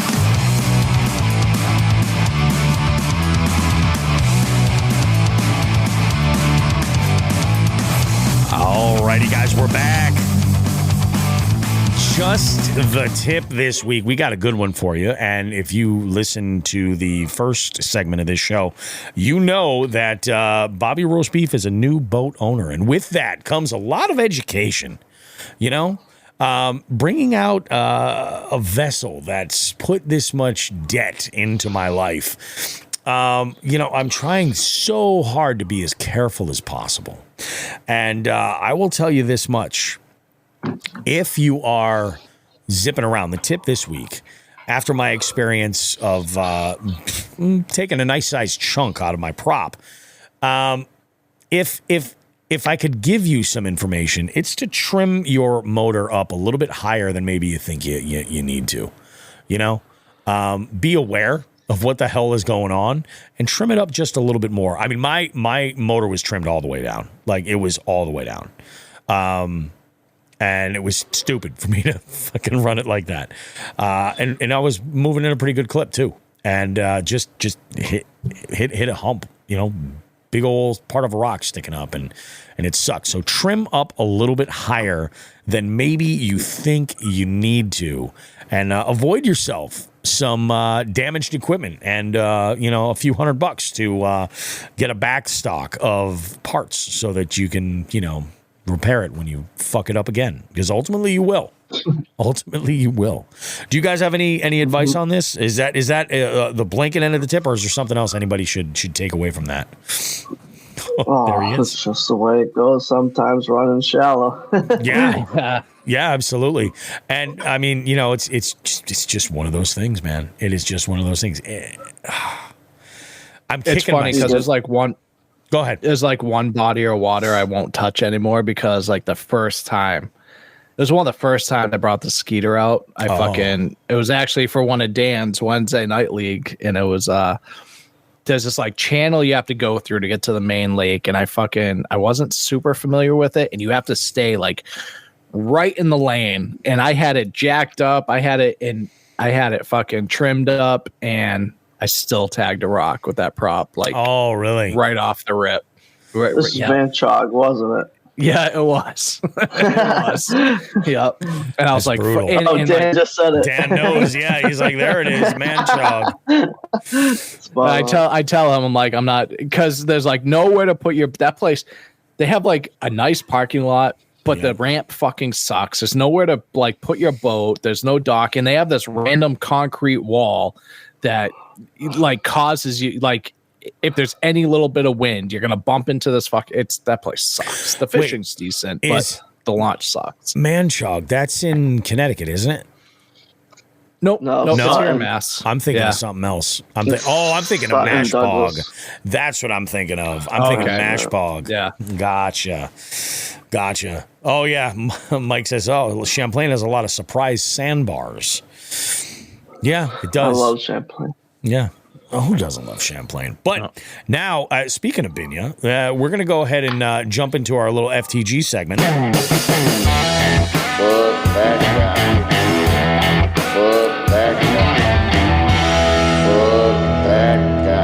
So I do like that folks are making good use of the hotline. We get a lot of folks that use the hotline, but it's not just for FTG segments, guys. You can sound off about anything you want, like Binya did leaving a message today, congratulating Brody, stuff like that. So if you have shout outs or anything, give the hotline a call. It's one of the few spots that runs all the time in between segments here. So go ahead and check it out. But let's see what Binya has to say in this week's FTG. Hey guys, Binya here. Have an FTG for you. So I was fishing in the tournament this weekend, and I did not have any service at the lake, to the point where I was getting nervous not being able to get home in time to submit my submissions. And I decided I was going to leave a little bit early so that I could get home and get the service. I get to the ramp, and there is a guy with a full decked out camo duck boat parked right at the top of the ramp with his boat. He saw me come in. He saw me start unpacking my stuff, watched me walk back and forth to my truck twice, didn't move, and honestly, I did not want to try and talk to him because I thought for sure it was going to turn into a conflict. He proceeded to put rod sleeves on every one of his rods, put every single piece of tackle in an organized box away in a compartment while parked directly in front of the ramp instead of going into the completely empty parking lot to do his packing. So I just wanted to throw that out there to the asshole blocking the boat ramp. Move next time, buddy. Move. Mm-hmm. That's fucked. You need hand grenades. That fucking sucks. That fucking sucks. Todd goes, he goes, I didn't think you could leave the lake to submit. I mean, I checked the rules to double check, and the submissions don't end at 4 o'clock. They end at 4:30, which is cutting it close. So that's why it's like that, so that the pressure is to go ahead and get your submissions in when you're on the water. But, yeah, I mean, you can submit. It's not ideal. to do so because, like, again, sandbaggers kind of suck. Like, you can think you're absolutely killing it, and then you just have somebody enter a bunch of fish, especially in a tournament like this where it's not your best 3 or best 5. You know, you're talking about it's catch 'em all style. So you catch a bunch that are within that slot. If you don't set that up, that's John says, isn't that what the tie down area is for? I don't know if that was in there. Well, Binya's in here now. What's up, Binya? Was there a tie down area? Although some ramps are just chaos. The place where I went on Friday when I went for the first rip in the boat, there's one staging spot. At least I think that's what that's supposed to be over at South Pond. Yeah. I just always pull either into that parking lot across the street or on the side of the road. Yeah, I've used it, like, especially with my kayak because I'm there for like no time. The boat is actually pretty easy to stage though. It really is. There's only a couple of things that I gotta really get set up, and I've used that before. But there we go. So Mike says, "No, this ramp is redneck style dirt parking lot." Fair enough. People are just fucking clueless though, Mike. It sucks. Like the situation I had before with idiots parking all wherever the fuck they literally wanted, and then the cops showing up and going like, "Bro, relax. Just do what you want. Nobody fucking cares." It's fucking morons. This guy, what an asshole. That sucks, man. Well, I mean, good news is you made it in enough time to submit your stuff. And I think that that's part of the strategy, too, with these types of tournaments, the CPR tournaments.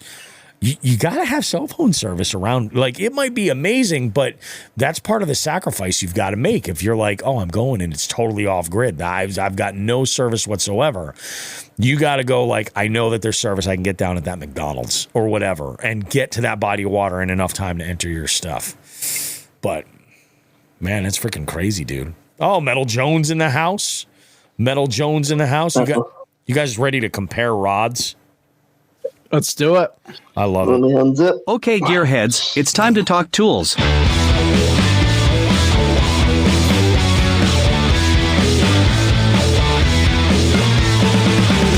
Jigs and Bigs gear of the week. Alrighty, guys. So, we were talking right before the show about some options for gear, what we're talking about. And Josh had mentioned, like, oh, yeah, I got some rods I can use for an example. I see, what would be really good? Why don't we talk about what we're using as our arsenals? And I bring this up because I have a weird sort of way to look at how I select my rods. And with recently having to replace a combo, this kind of came into the spectrum right there. I was looking at technique specific stuff. Before we get into this, I want to just throw this out here. Like, I've seen some videos where folks will talk about technique specific gear and how, like, oh, you don't need technique specific gear. You got to look at all the words in that statement. No, you do not need technique specific gear, but if you want to work a bait or a presentation in the best possible way, it's nice to have stuff that has characteristics that help that presentation. So if you're throwing a bait with treble hooks, maybe a more moderate action versus a fast. Stuff like that. So let's go ahead and talk about it. I think we should do the sandwich. Let's have Josh go first, and then I'll jump in because I've got a very different. I don't do tournaments at all, and my way of looking at a rod arsenal is totally different. So take it away, Josh.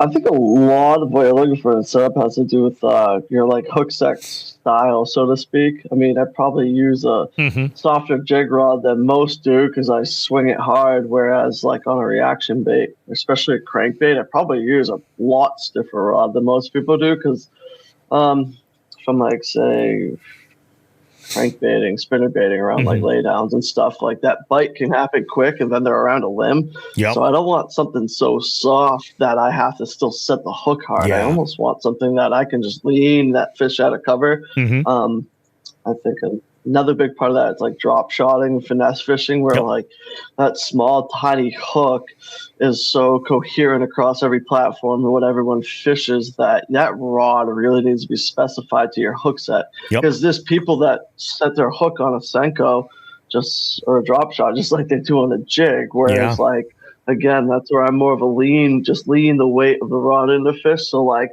again, I'll probably fish a heavier spinning rod than most people actually do, but that's just because outside of like a jig or anything with a weed guard, I just want to lean and not swing, if that makes sense. No, that makes sense. I think like I definitely pay attention to that with the baits that I'm throwing. Like, how am I setting the hook? You know, I want some kind of give, but you know, there's a theory. I had this conversation recently about how there's this theory out there about something in your combo, not meaning the reel or the rod, but the rod, the reel, the line, and the bait. Something in there has to be able to give, and you got to think about what are you throwing for line. You know, if you're throwing mono, you know, you get a lot more stretch in that, and that might be enough. That might allow you to be able to use a faster action rod because of that stretch. If you're using like a mono leader and it's a real short leader, that stretch is going to be different than if it were something that was, you know, if you're using like straight mono or something like that. And I mean, you know, obviously fluoro has more stretch or less stretch than mono, but more stretch for sure than braid. You know, but if you're throwing braid on a presentation, having a rod that'll give a little bit more. If you're throwing, like, a good example I'll use is like my topwater rod. My topwater rod, if I'm throwing like a spook or a floating jerkbait or something, and I'm working that rod, like I'm throwing that with mono specifically so that there's a little bit more give to it. I'm not ripping hooks out of a fish's face and potentially losing that fish. Who uses mono? On my topwater, yeah.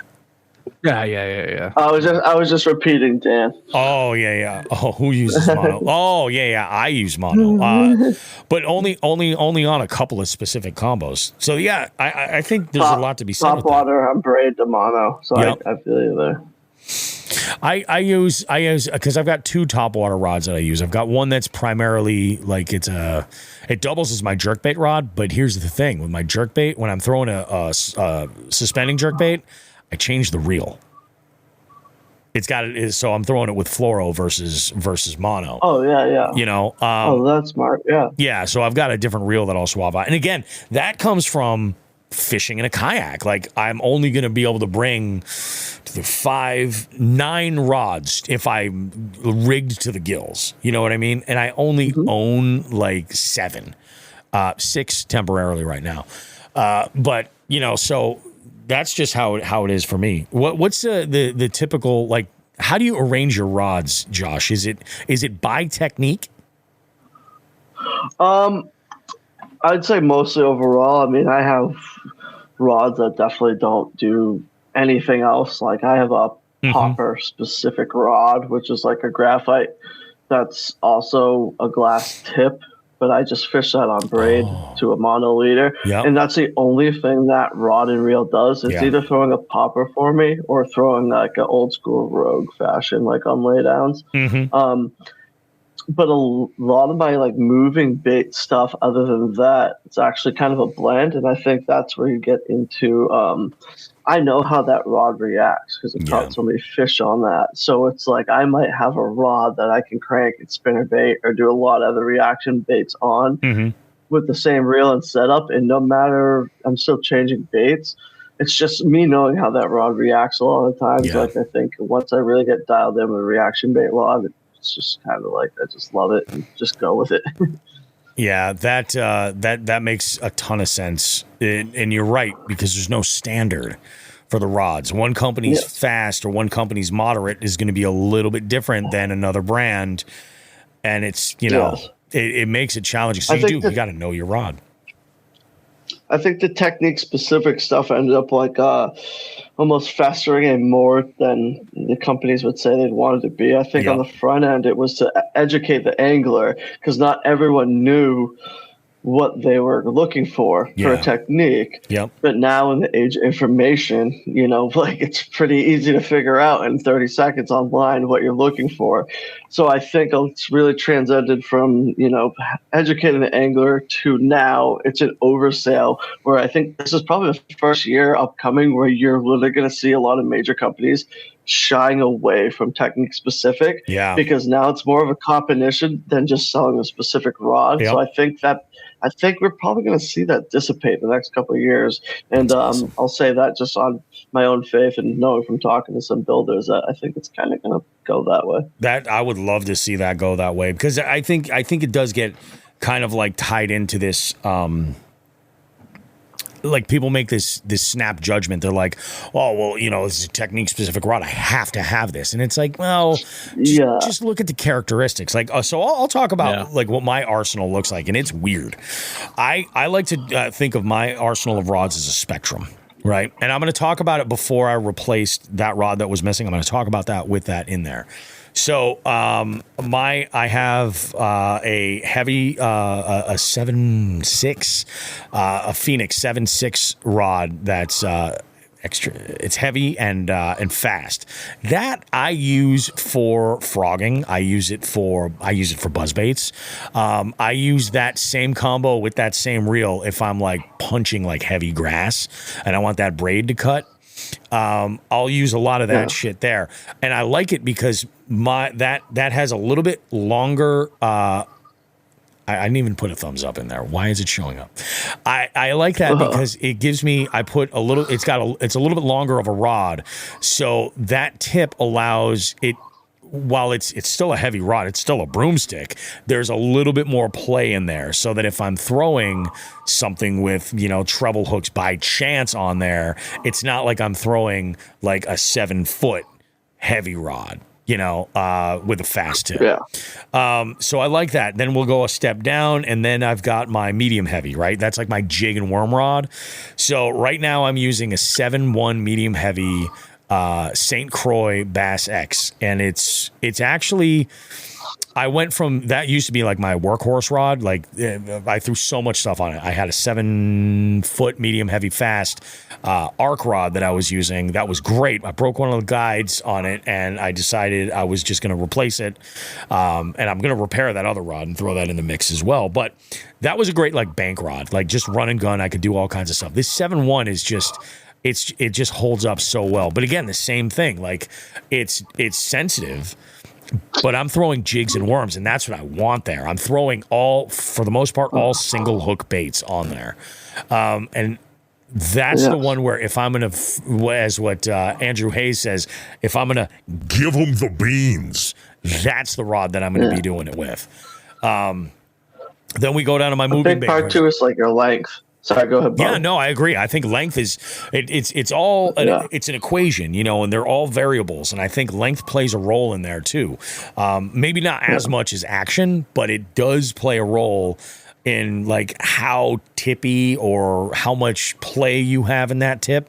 So my moving bait combo that I was using before was a 7'2" medium action fast. And this was actually a rod that Joe had recommended to me. And I was looking for something for like lipless. And I was like, that was a big one, like lipless and maybe even like square bills and moving baits, chatter baits, things like that. That was really what it was. And this was a little bit longer of a rod, 7.2, so it was great for casting. You know, that was one of the things that also helped. With it being a lower power, that medium, that means that it takes less force for that rod to bend. And with a little bit longer of a rod, there's a little bit more bend happening at the tip. So I didn't lose a whole lot of fish there. I probably, and this is where I'm replacing it with something that is longer and moderate fast action, but it's medium heavy, you know?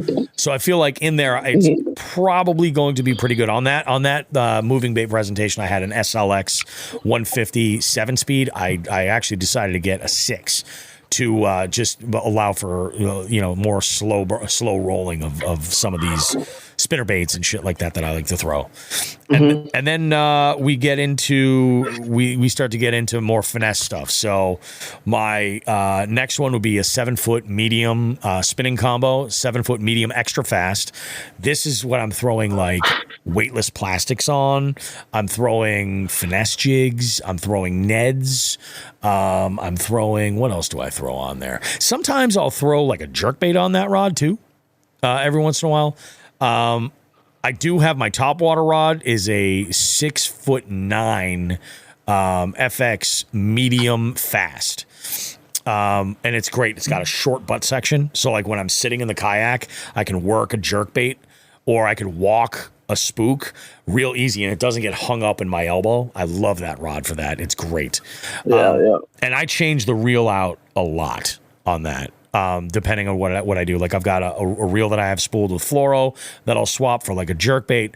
But I'll throw, like a 6-speed reel on there for like a plopper, something like that, like a prop bait. Again, next finesse is my drop shot rig. This is a 7.3 medium light. I throw a lot of stuff on here, but for the most part, I try to leave it rigged with a drop shot. Like if I'm fishing super finesse swim baits or blade baits, I like to throw it on that as well. But for the most part, it's got a drop shot tied on. Like 95 out of 100 days, it'll have a drop shot tied on. And then the last rod in that combo, as far as like the bass fishing stuff and the not super niche-y shit, is my BFS combo. It's the lightest rod that I've got. It's a 6'5" light Shimano Majestic XT, and I've got it's got a crazy fast tip, but at that power, it takes nothing to move. So it's tons of sensitivity for like small jigs and stuff, but also enough give if I'm throwing like a micro jerk bait or a crank or something like that. There's plenty of give right there. It's pretty badass. And then like I've got a couple other ones in there. Like I've got a 7-foot medium heavy spinning combo that I just kind of have on hand. And usually like when I'm fishing with somebody and they need a rod and it's like something for a single hook bait, like a finesse jig or something, I give them that. So they again can give them the beans. And then there's other spinning combos that I've got floating around for the same reason. Like, oh yeah, I'm going to fish with somebody and they need a rod. There we go. I'm fishing with my kids, something like that. I've got a rod ready to go for them. I'm not even going to get into the carp shit. That's just fucking, that's too much. What about you, Joe? Yeah, so I'm glad you guys talked about the technique specific rods, because that was the first thing I was going to say. Is, so many of these manufacturers are doing that now, but everybody fishes different. Everybody's hook set's different. Everyone has a different like personality when it comes to fishing, and that tech specific stuff is like, it's a cool like starting point, I guess, but it's more of like a marketing gimmick, I think. Because like for me, for instance, I swing for the fences on my hook sets. Just what I do.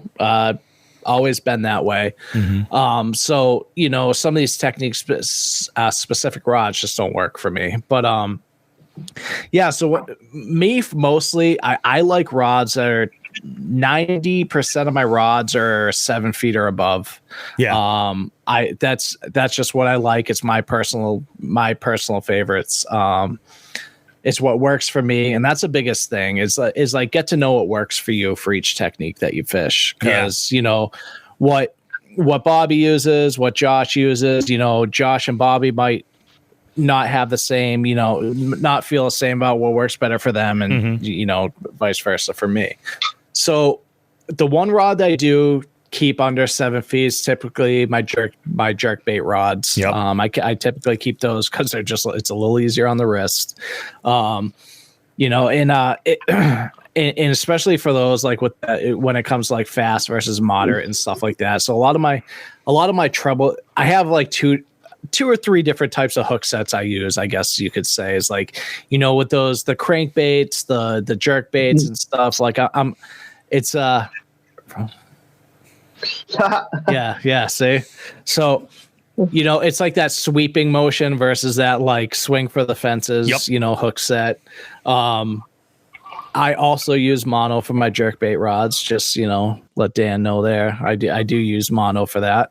But yeah, so like for me, it all depends. It's just comfortability. I mean, I can't sit here and list all my rods because I have so many of them, but I am very technique specific. What works best for me for a technique, I have that, like that rod will only keep that technique on it throughout the year, essentially. Yeah. My jerkbait rod only has jerkbaits on. My crankbait rod, the rod I like best for shaky heads, that's only going to hold a shaky head all year.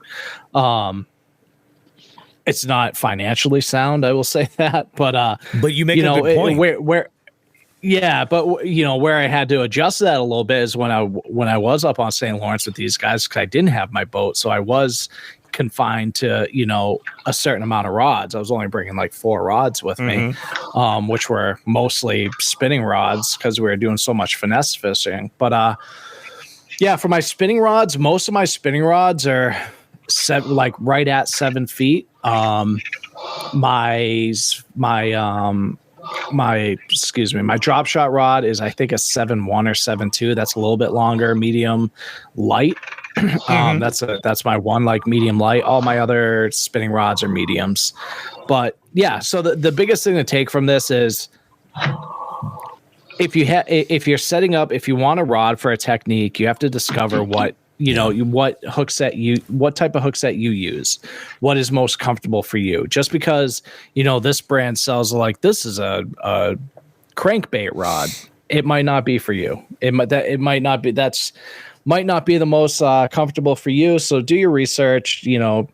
Don't fall into the, I don't want to say trap of like all the technique specific shit. Yep. But it may work. All that technique specific shit might work for you, but it's not typical. But yeah, that's really all I think that's an interesting point too. And one thing that I never really put together, but like, so, as tournament anglers, guys, you guys are trying to eliminate downtime, and it's all about time management. So retying is a huge waste of time, for you guys, you have a limited time to fish. Like, the idea of like, oh, I'm going to go and retie this leader for such and such specific, like, it just makes more sense to have more rods. I think you're going to see tournament anglers have a larger arsenal of rods with maybe some things that double up, so that way they can have their preferred presentations ready to go and be that much easier. So that is actually something and I'm sure Josh is the same way. When, like, for tournaments, I know the 3, 4, 5 tops baits I'm going to be throwing that day. You know what I mean? So typically I have at least 2 rods set up for each one of those baits or those techniques. For just what you said, Bobby, if something happens, if I know there's a jig bite and something happens and I lose that jig, like, okay, when I have a little bit of downtime, I will retie. But right now, I don't have that downtime, so I'm going to grab this other one. Yeah, and I'm going to keep going. And that's the thing. And if you're on a specific bite, you'll run like, if I'm on a swim jig only bite, I'll have like 7 swim jigs tied on. Yeah. Because if you break off or anything matters, I usually run like 30 combos in the tournament. And I will say this too, like, especially for, like, I can remember, if I go back and I think to when I first got reintroduced to fishing and was interested in it, and I was looking for rods, like the action and power ratings and the length, it was just like mind-boggling because I couldn't find a good reference of like, so what do I actually need? And I always would get a question back, like, so what are you fishing for? And of course, like, at that time I was like, I'm fishing for anything that bites, man. So it's like, what is it that you're looking for? And I think that's where maybe, I don't know if maybe the industry kind of fell into this, thinking like, well, let's use the technique specific stuff so that if people know at least what presentations they want, this will lend itself toward that. But I think that it's only experience that's going to tell you, like, these are the qualities in this rod that will work for this laundry list of stuff. Or even more importantly is, this is what type of angler I am, and I find that this works better for me, and it might not fit that mold, Sure. I mean, it's, if you're trying to figure out what rod works best for especially for a specific technique. Yep. I mean, the most common, let's just talk bait caster. Yep. The most common casting setup out there is probably like a 7-foot fucking medium heavy, moderate fast.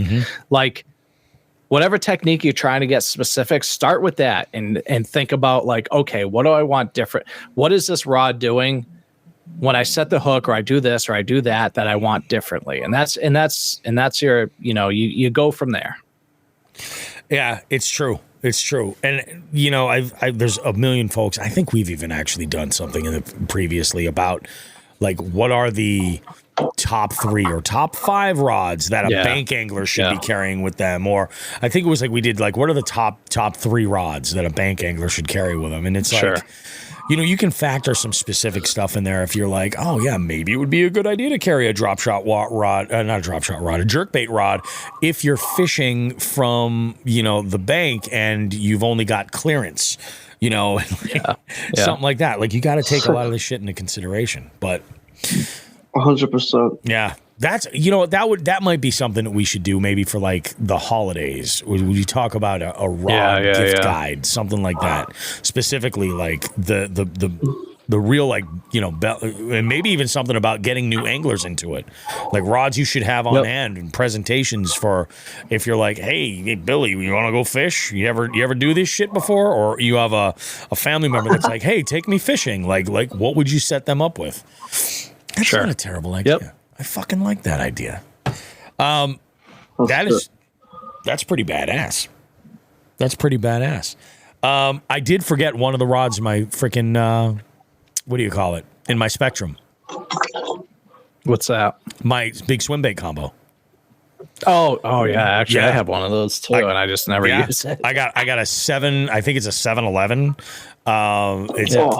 It's a Cashin Icon extra heavy. Moderate, and it is a beast. Oh my god. And I'm weird, man. I like to throw the big heavy wakes primarily. I actually run mine a little bit different than some other folks would.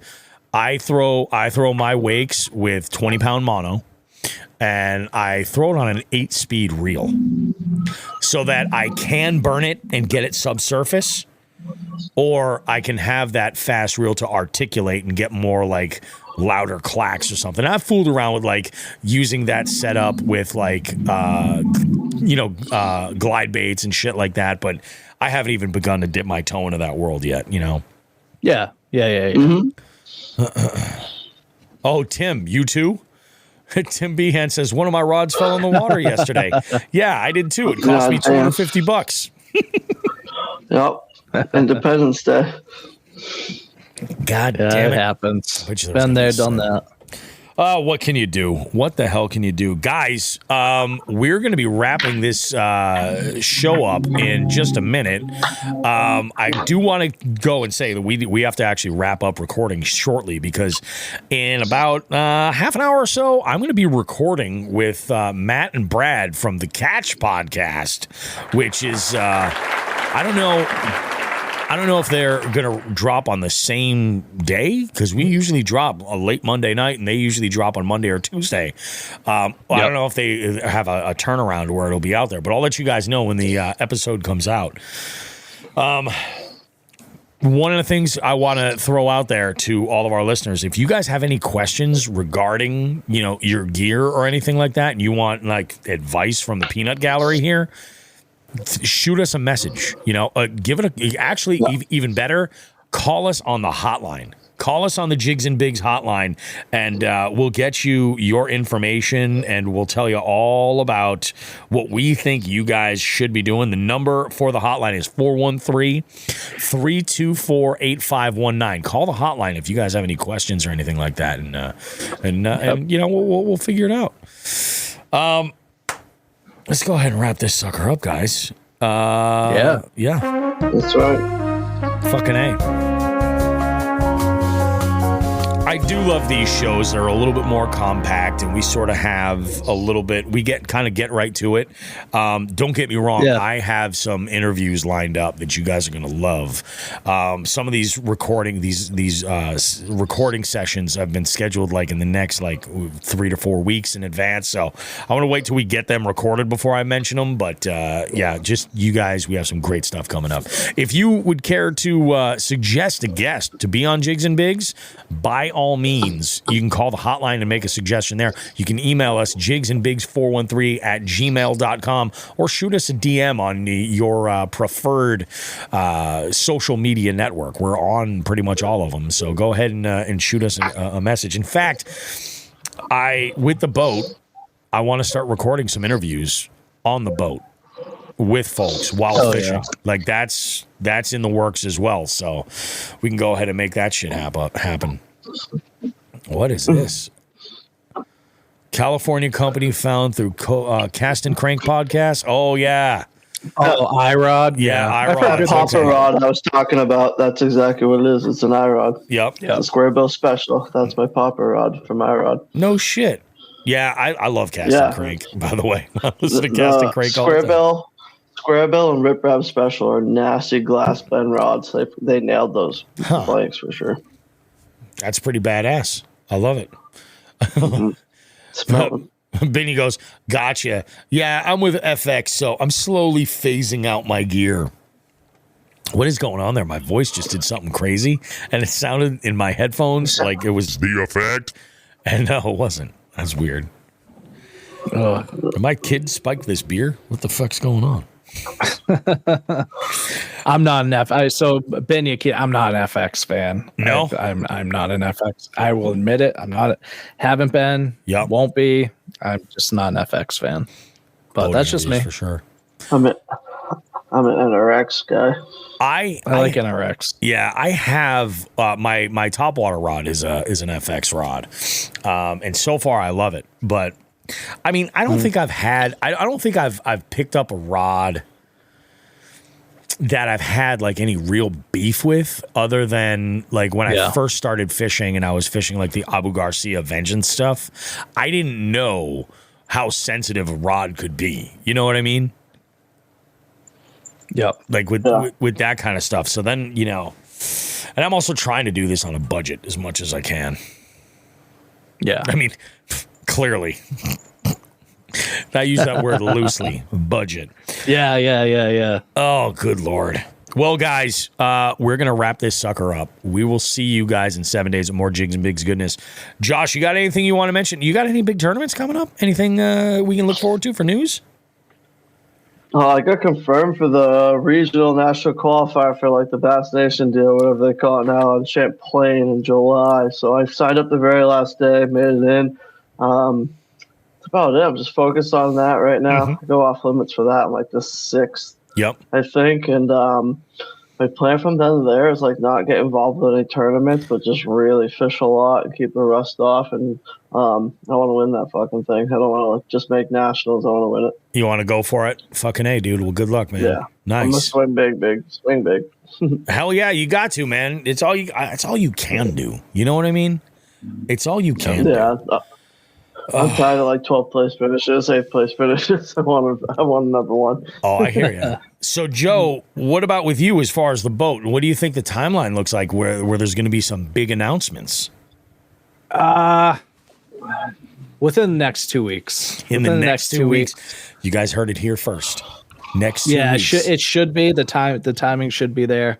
But yeah, I'm excited. We'll see what happens. I got to get you guys out on the Lund, and we'll go and send it. You know, maybe that's what we should do. We should plan a day where we. You know what? Fuck it. Would you guys be down to maybe just do a friendly little like dollar bet style competition? The three of us, and we each take a jig head as a co-angler. That's actually a great idea. That's going to be within the vicinity of probably us anyways, right? It's not like we're going to Chesapeake Bay. Yeah, no, exactly. Like I think it'd be freaking awesome, man. It'd be a good time. We each have one of the jig heads as our co-angler. You know, hell yeah, that could be pretty badass. I think 2 weekends from now, 3 weekends from now, I can do that. Yeah, I love it. Yeah. One of those 2 weekends, I can do it. We'll put something loose on the calendar. We'll figure something out. And we'll make it happen. That'll be great. This will be great because Joe will have an opportunity to be a nice way to stretch the legs in the new boat. You know what I mean? At this point, I probably will have only had to replace my 4th or 5th prop. You know, and I will do. I can only imagine what blast off is going to look like. You guys are going to be like, whoa, and I'm going to be like,